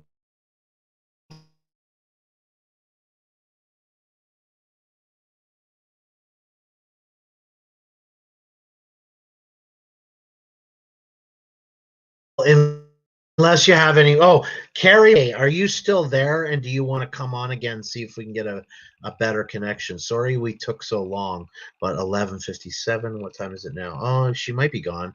Are you still there, Carrie? I don't want to for you to feel like I said you could come back on, and I don't. You know, it's only 12:23 here, so I don't mind talking to you. So if you want to come back on, that's fine by me. I can wait for a little bit. Does anyone else have any questions? But yeah, that's interesting. What happened tonight is interesting. I think I find it more fascinating than I do like pissed off. Like that was your question. You were like, "Well, you don't seem to be angry." No, I'm not angry. But as I said, I swear 2 weeks ago I read it. So I'm going to have to reread Revelation. So when I said I didn't want to talk about Daniel and Revelation, we did end up talking a little bit about it, just not as elaborate as I did. So am I angry about it? If I reread it and say, oh my gosh, it is Protestant bullocks. It's Protestant bullocks. Um, I wouldn't be mad. No, I'd be intrigued. I'd be like, how did they dupe us, right? How did they get us believing something that's not true, and why? And why? I'd be more intrigued than I am angry. I think, you know what? In fairness, well, you said 7 years ago. So how old were you 7 years ago? Remember, I was born in 1970, right? So my days of being angry that the world is not what we were told that it was, or those kind of days are those kind of days of me being angry at the world for it not being what we thought it was, those days for me are over. I was born in 1970. I did have those days, obviously, throughout my life, but at a much younger age. A much younger age. Oak Island. It kind of sounds familiar. Go ahead. Go ahead. Go ahead. I'm listening. Go ahead. Or can you jump on? I don't know why you can't. Can you jump on? It's easier to talk. I don't. There's the link if you want to jump on. I have no problem. I don't know why this group of people that are so intelligent can't jump on a link. Oh, you're older than me. So you're older than me. So 70. Yeah. So you're 57. So yeah. Um, So you were? Did you find that you were mad? And please tell me more about Oak Island. And if you can't jump on and just do a quick description here, or maybe I'll just do a quick Google. Yeah, no, I'm not. I'm not mad. Were you mad? I think I got rid of my anger a long time ago, at a much younger age. Oak Island.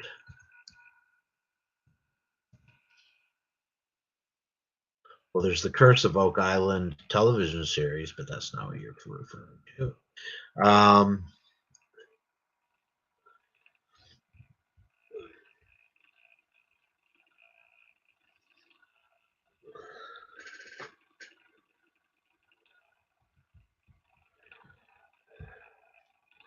Okay, so it's somewhere in Nova Scotia here.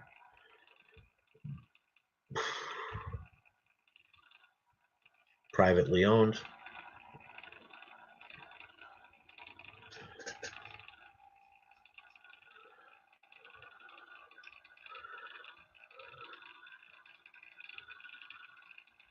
Okay, I have sort of read a little. I've seen different things at different times. I didn't know it was Oak Island, but Nova Scotia. I've heard that there's buried treasure, historical artifacts. Do you want to name some of the ecology, geology? So what are some of the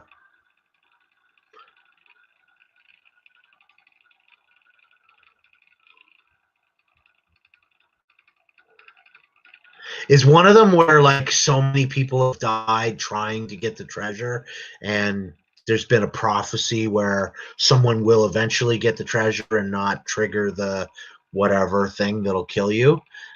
Um, is that ringing a bell? Because I remember that, and I think that was in Nova Scotia.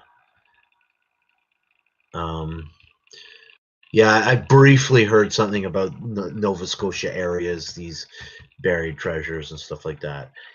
Very briefly. Don't know very much about it, but feel free.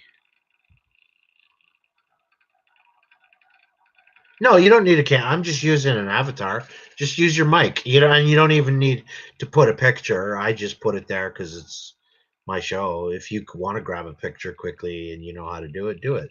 If you don't worry about it. I don't have a mic plugged in. You should have a mic on your laptop, and it just plug. Okay, so just go to the link, and your computer should prompt you if you have a fairly up-to-date computer. Even though mine's like 5-6 years old, and it gives me the prompts of please allow this computer access to the microphone, or StreamYard access to your microphone for this purpose. So yes.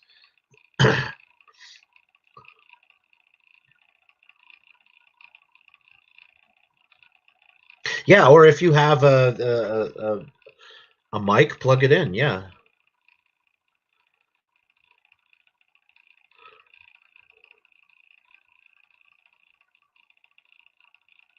Huh. Interesting. Kabbalist tree of life symbol, Freemasonry Kabbalist. Yeah.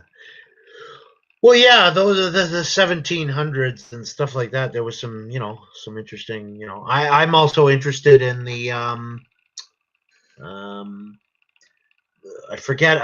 Why do I forget his name right now? Copper Scrolls.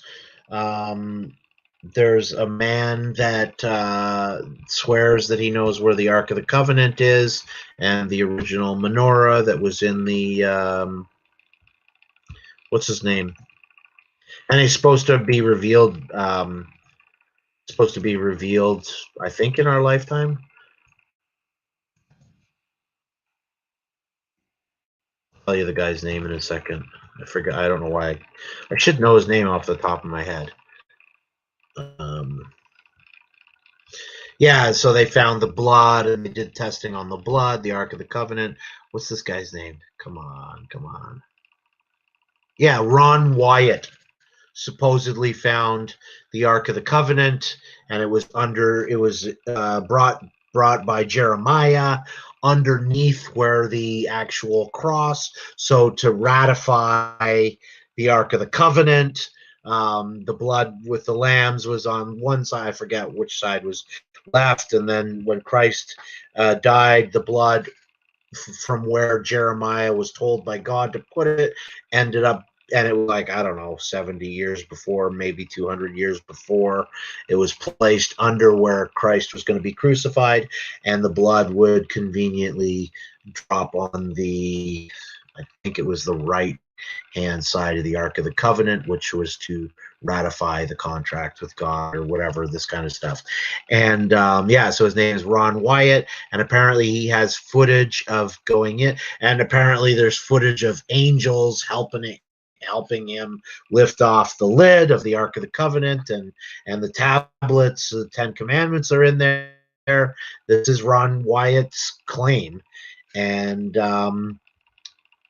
yeah, I see. Even if you Google it, Ark of the. Oh, why don't I show you guys what I'm looking at through my StreamYard thing? That's what this is for, isn't it? So stream share tree. So yeah, jump on whenever you want. I'll hear, even if I'm mucking around. Easy 417. I'll hear you in the back office. If you do the link, I'll hear you. It'll go. And I'll hear you that you're in the back office. So just because I'm showing you guys this Ron Wyatt thing, and I honestly, I don't think that this Ron Wyatt thing is a conspiracy. I mean, you can see photos of it. That's why I'm going to share the screen with you, because you actually can.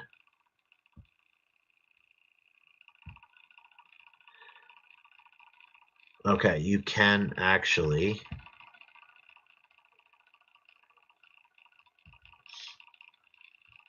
Okay, so here, like, can you see this one? Ark of the Covenant. Oh, sorry, there was a picture.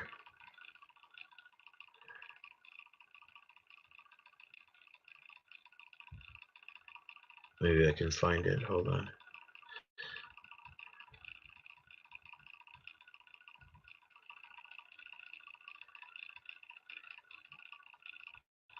Maybe I should just Google it instead of looking in these videos. Yeah, can you see that? Yeah, when I don't put the cursor on, there it is right there. So yeah, and you can see the tablets beside the box. And yeah, so his name's Ron Wyatt. The Ark was found in 1982. The Ark of the Covenant and the blood of Christ, and he had the blood of Christ, and they freaked out because of the counting of the chromosomes, because he obviously he had a mother and he had a heavenly father, right? So they counted the chromosomes, and there was only half on the mother's side, and so apparently it's true, and apparently now he has now. I hear you in the back office, by the way. So Ron Wyatt did pass away, but there's all kinds of instructions that he's left that at the time that they're going to do the, Mark of the Beast is when when people are doing the Mark of the Beast. That's when apparently he's going to release the videos to show the Ark, the water, and the blood, and to give people that sort of confirmation to, like, just make the right decision here. That's the best way to say it. Okay, so I'm going back to StreamYards here, and there we go. And where are you? Okay, easy 417. Okay, so your mic looks like it's on. Perfect. Hello, easy 417 AOL.com. How are you? Hello, Greg. Can you hear me? I sure can. How are you this evening? I'm all right. How are you? Good.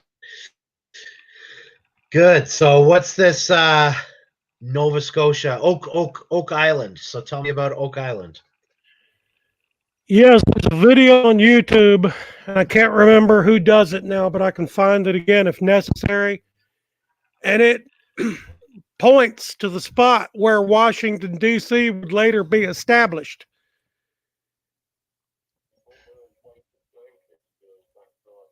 What does? A tablet? No, it's stones that they're laid out.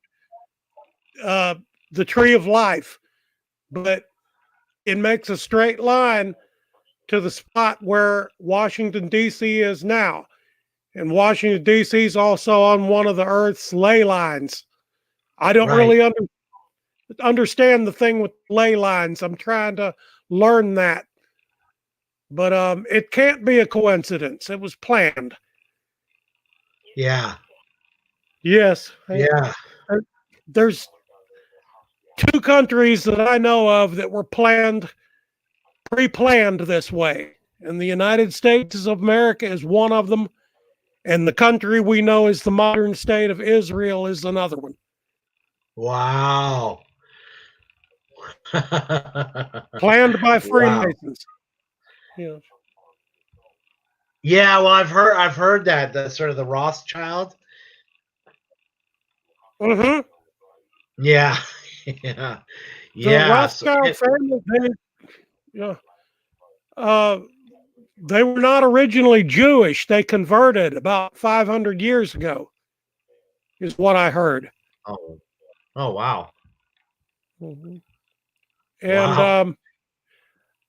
I've asked the question before, if God wants this temple built, I know times are tough, but he couldn't find somebody better to build it. These are the elite, the 1%, the exploiters of mankind. I mean, we're getting a mixed message here about socialism and how good it is, and capitalism and how evil and bad that is. And then if you follow the trail, it leads back to these guys every time. Right. Right. Well, and my understanding is the third temple is not God's idea. The fourth temple is going to be built by our Lord and Savior. So the third That one is the counter. The third one that they're building is basically the counterfeit, right? To my right. understanding. That's what I'm trying to share Yeah. with people. Yeah. Yeah, that's it. No, I've never heard the term fourth temple before, but Revelation does mention New Jerusalem. Yep. It shaped like a cube, and it comes down from heaven. And among the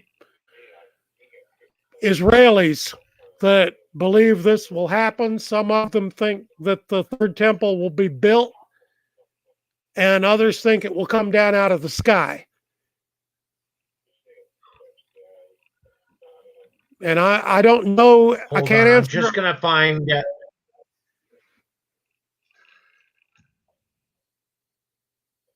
I'm just going to check. I'm pretty sure the fourth temple.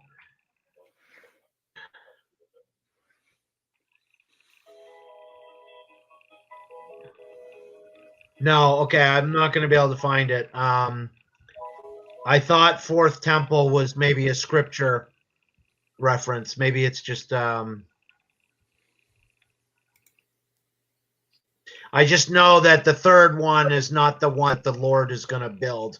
So one can deduce that the fourth one is the one that the Lord builds. And while now my memory is coming back, the third temple is supposed to be okay. No, the second temple was built also by Zerubbabel, right? The second temple was built by Ezra, I think. Now, Herod gets the credit for it, but Yeah. when the Babylonian captivity ended, Ezra was given directions on building the second temple. And I think the Yeah. Assyrians destroyed the first temple. There's nothing left of it. Mm-hmm. Yeah. Interesting. Wow. I guess this is why I'm accused of having conspiracy theories. But to me, these are points of interest. What you've pointed out here on Oak Island is to me, that's interesting, right? And that's stuff that people can look into. And there's tons of videos on YouTube as well. Yeah, that's interesting. I'll be through in a minute. Yeah, yeah. I found it also about the about the Knights Templar. Yeah. And what happened to them? Well, I'm of the opinion that even at that time, they knew about the Americas. They maybe had a complete map of the world, but they didn't want the common people to know about it until the right time came to establish a country over here. And it's also been suggested, I'm not saying I definitely believe this, but I don't rule it out either. Once Columbus made his voyage and established that there was land here, the cat was out of the bag, and the Freemasons had to get their flag on it, which was why they established the Roanoke colony in Virginia. And that's the one that vanished. And then they did it again at Jamestown. And that was the first permanent English settlement in the New World. But it was, the more you look at it, the more you realize that this secret society planned it all well in advance. Well, what do you think that suggests? How could they know about America beforehand? What does that deduce? What does that mean? As I said, I think the Mandela effect, to me, infers some kind of possibility of time travel existing, right? Okay, the Mandela effect, I'm as clueless about that as anybody else. I can tell you some of the things that have happened to me, and I can't explain them. I'll probably live my life and never be able to explain them. So I don't know what's causing it, and I don't know why some people have different memories than others.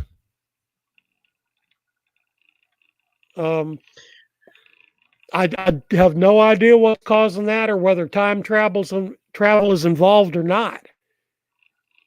I just know that I read the book of Revelation, long about 2013, 2014 for the first time. And I read it from beginning to end, and I've read it 5 or 6 times since then. And there's no 7-year tribulation in it any of the time I read it. Because the first time I read it and I got to the end, I was asking myself, where's the rapture? Where's the 7-year tribulation that I've heard about all my life? And they mentioned a temple, but this is John having his vision and an angel giving him a measuring rod for him to measure the temple like it's a model laid out on a table. This would have been after well, I'm not really sure. The second temple was probably still standing at that time, but it wasn't going to stand there forevermore. It was foretold. Yeah, torn down, not one stone on another. Yeah.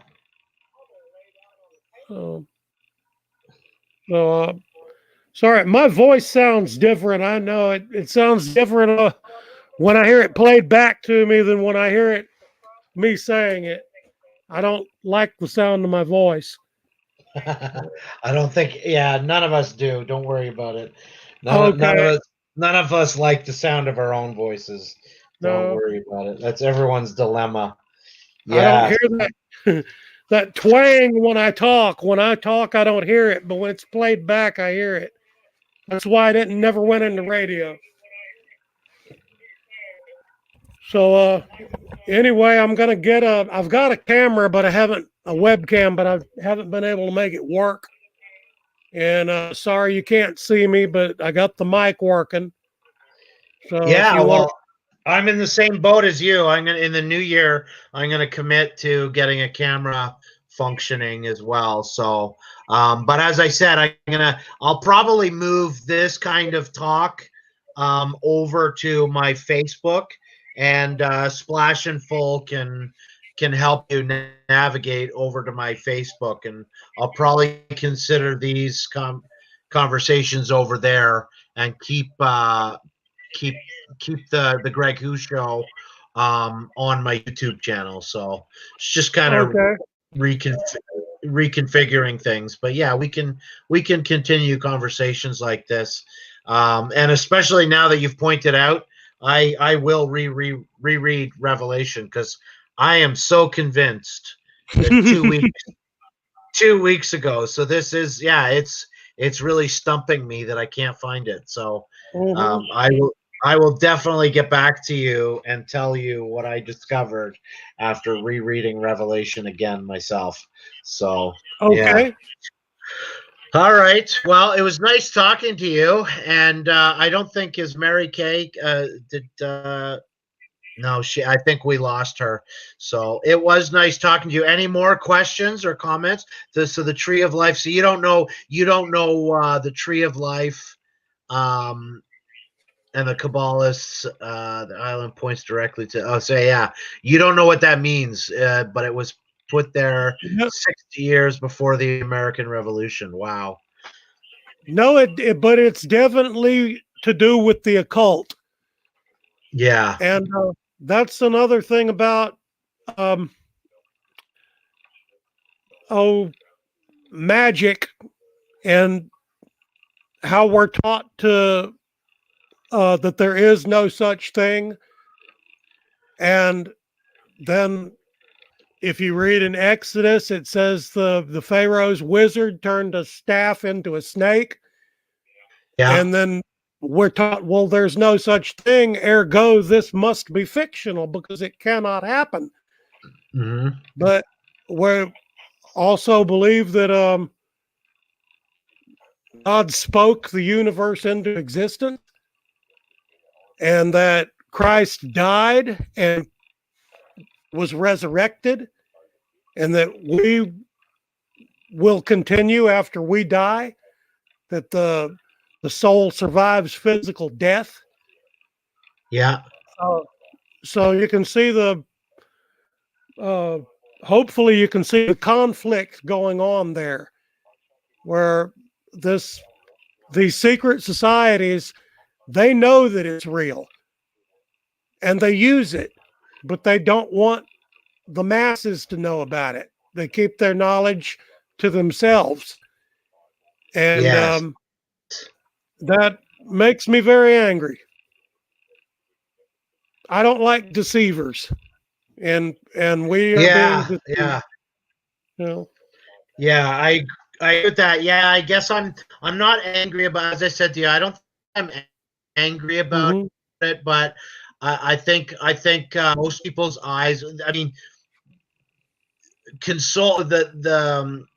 consoling you is easy. I think most people's eyes are opening up. It's no longer just because I had, master say he obviously thinks some of these conversations are conspiracy theories. I think in Mm-hmm. general, even if you think that this is a conspiracy theory, in general, when you look at the US elections, people can see that we're being deceived, right? So I think most people are waking up and their eyes are being opened.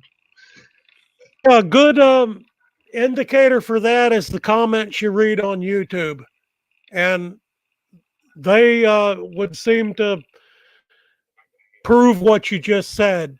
People are waking up to it now, and they're not believing everything that they've been told. Even if it's something they believed for years, they're not believing it anymore.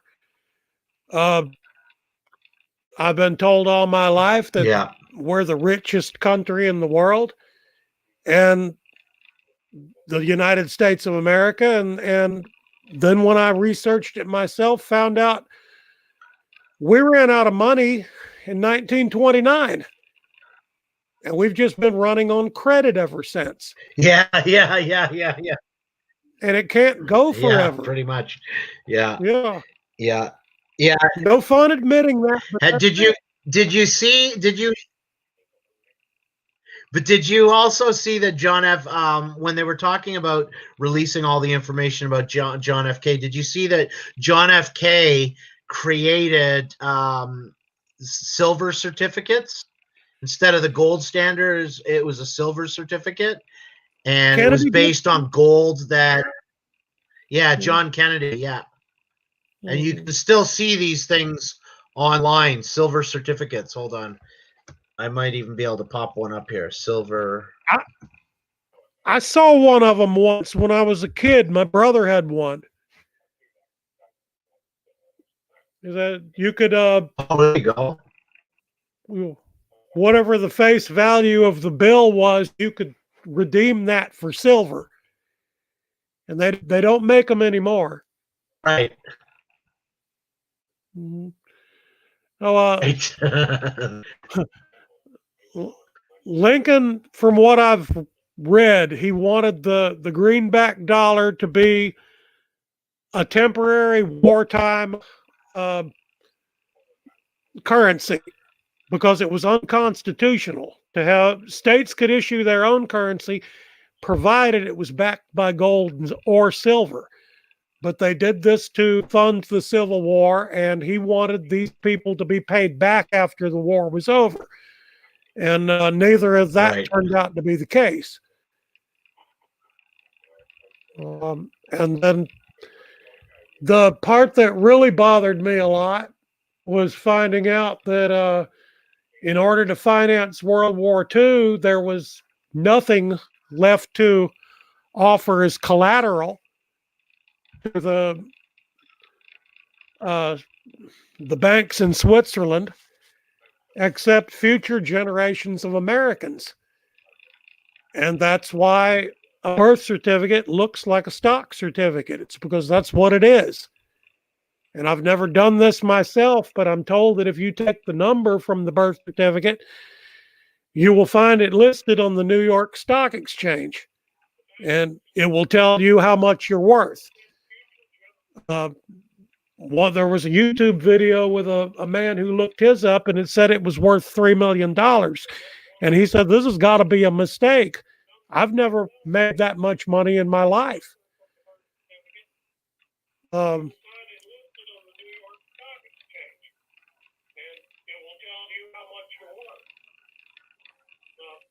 So if anybody wants to say that's slavery, well, yeah, it is. Or you can't trade human beings like that. Yeah, you can.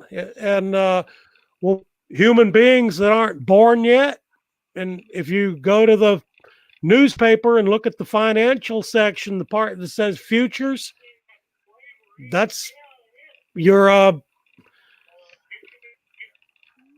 betting on commodities that aren't in existence yet. It's possible. It can be done. And with any crop, any kind of livestock, cattle, pigs, anything. And it can be done with people too. And I think it is being done. It's been done for a while now. Huh. Very interesting. I didn't know that. Well, wow. You know, I just can't get weepy watching the American flag flying and having all of this stuff in my mind. That's right. Yeah. Wow. The ones that died in the wars, they were fighting for their country, and what you're supposed to do. I've not found anything in the Bible that forbids nationalism, but I do believe that globalism is against God. God doesn't have what makes any. You say that? Well, if the world comes together under one authority, that authority will be Satan. Oh, yes. I see what you're saying. Yes. Yeah. And it's going to happen. It's been foretold. But that doesn't mean we have to cheer for it as if it's a good thing. Yeah, that's right. So,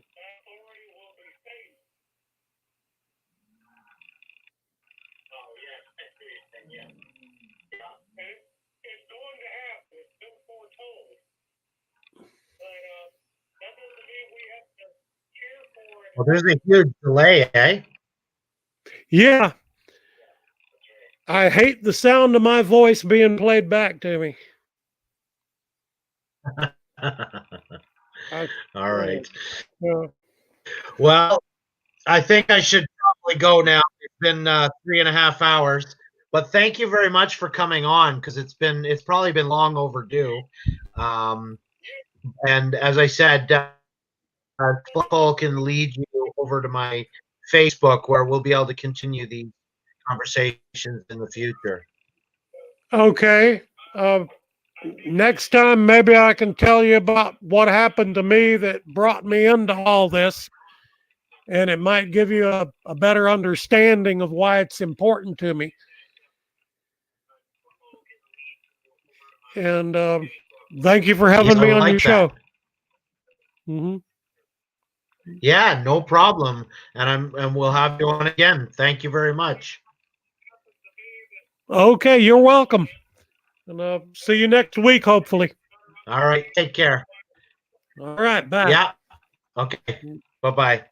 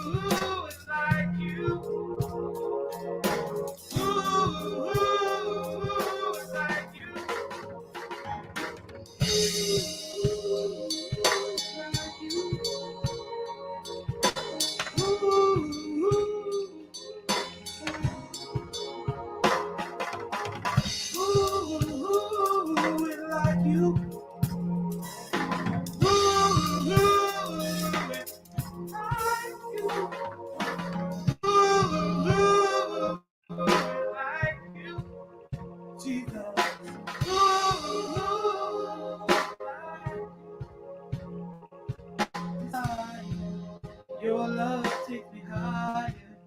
Fill me with your fire when I come to you. Love is like the ocean, best friend and companion.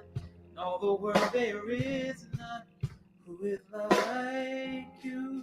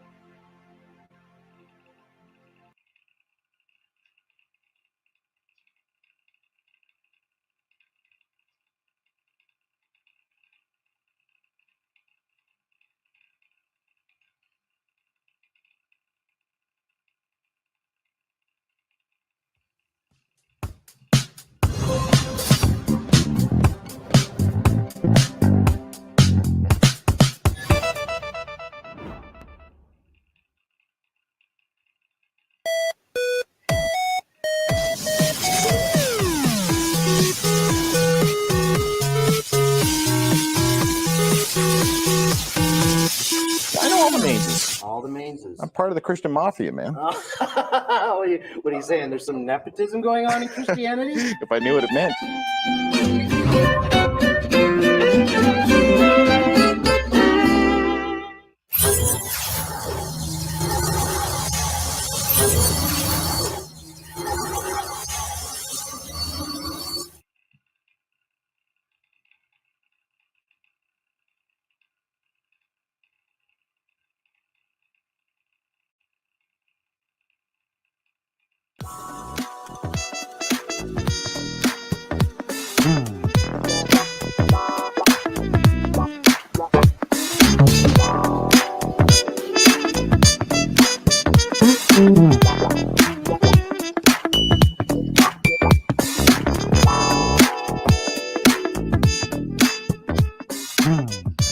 Okay, so we're going to bring out Paul Rivard right now, and he's going to do a song for us. Is that correct? Please give a warm welcome to Paul Rivard.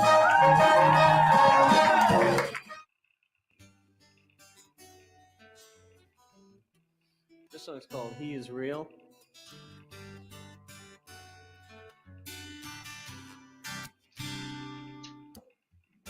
You say it doesn't matter in the words that you speak.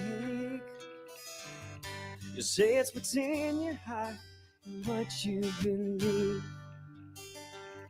Your eyes are the windows to your very own soul.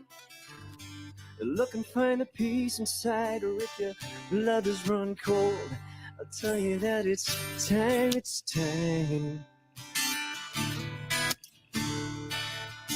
To pick up those pieces, get down on your knees. I tell you that it's time to shine like a candle, so all of mankind can see that He is real. Yes, He is real. Yes, He is real.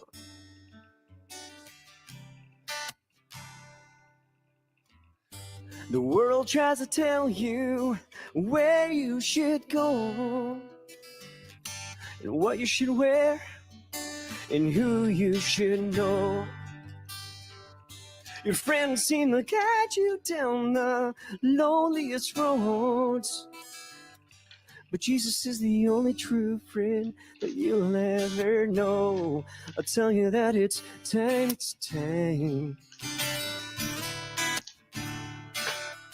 to pick up those pieces, get down on your knees. I'll tell you that it's time to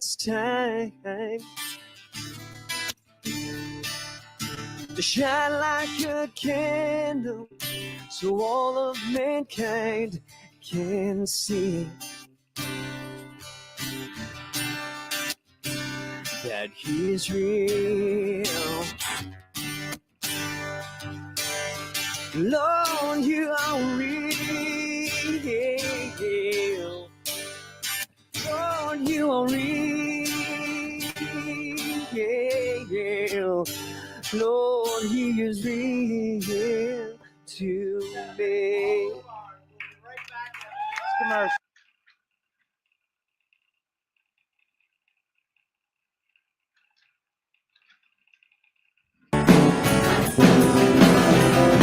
This is where I pretend to drink.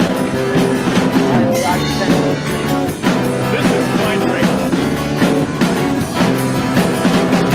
Thank you very much. This is the Greg Who Show. I'm Greg.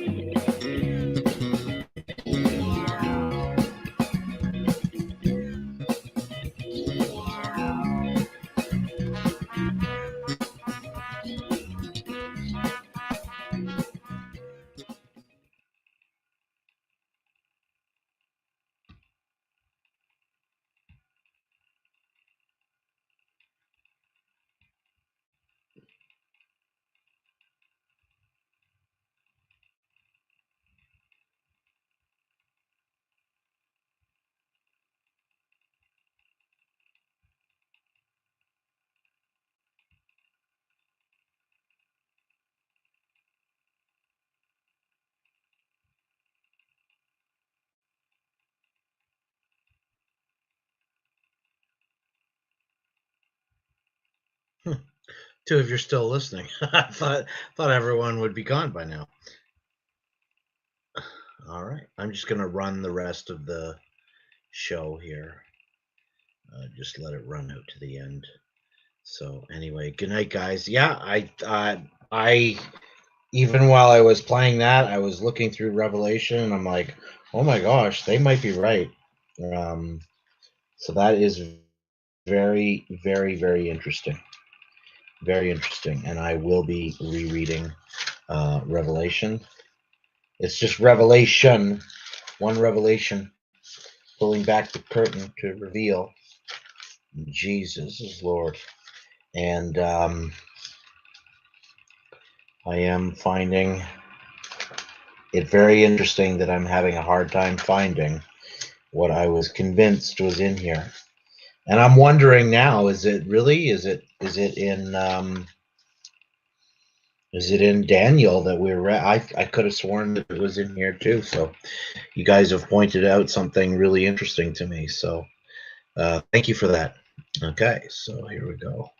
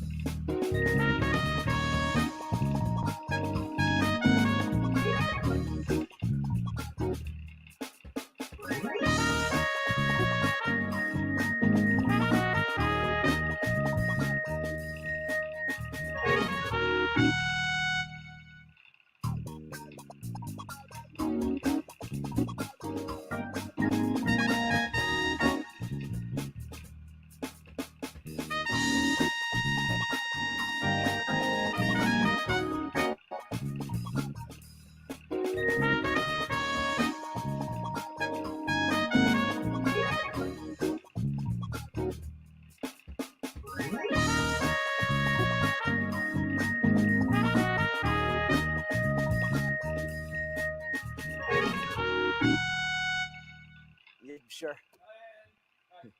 How do you keep plugging along without plugging along? How do you do that? We're plugging along here, chugging like an old choo-choo train and taking it on the next track. How about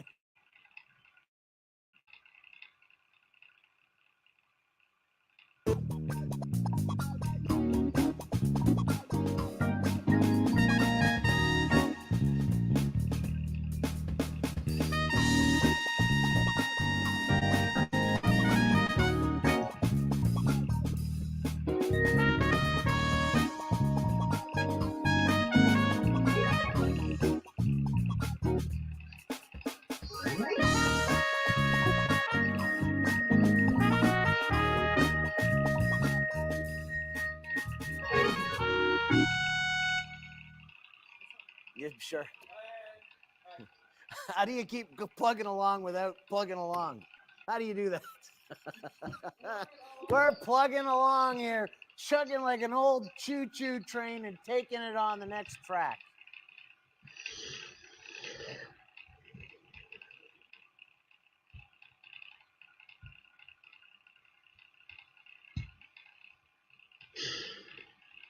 Good night, everyone.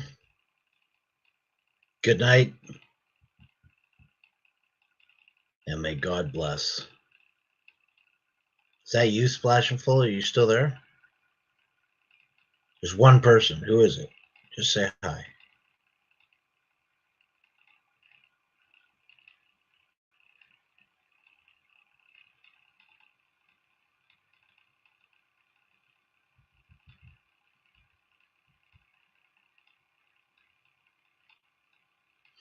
All right. Good night. Yes.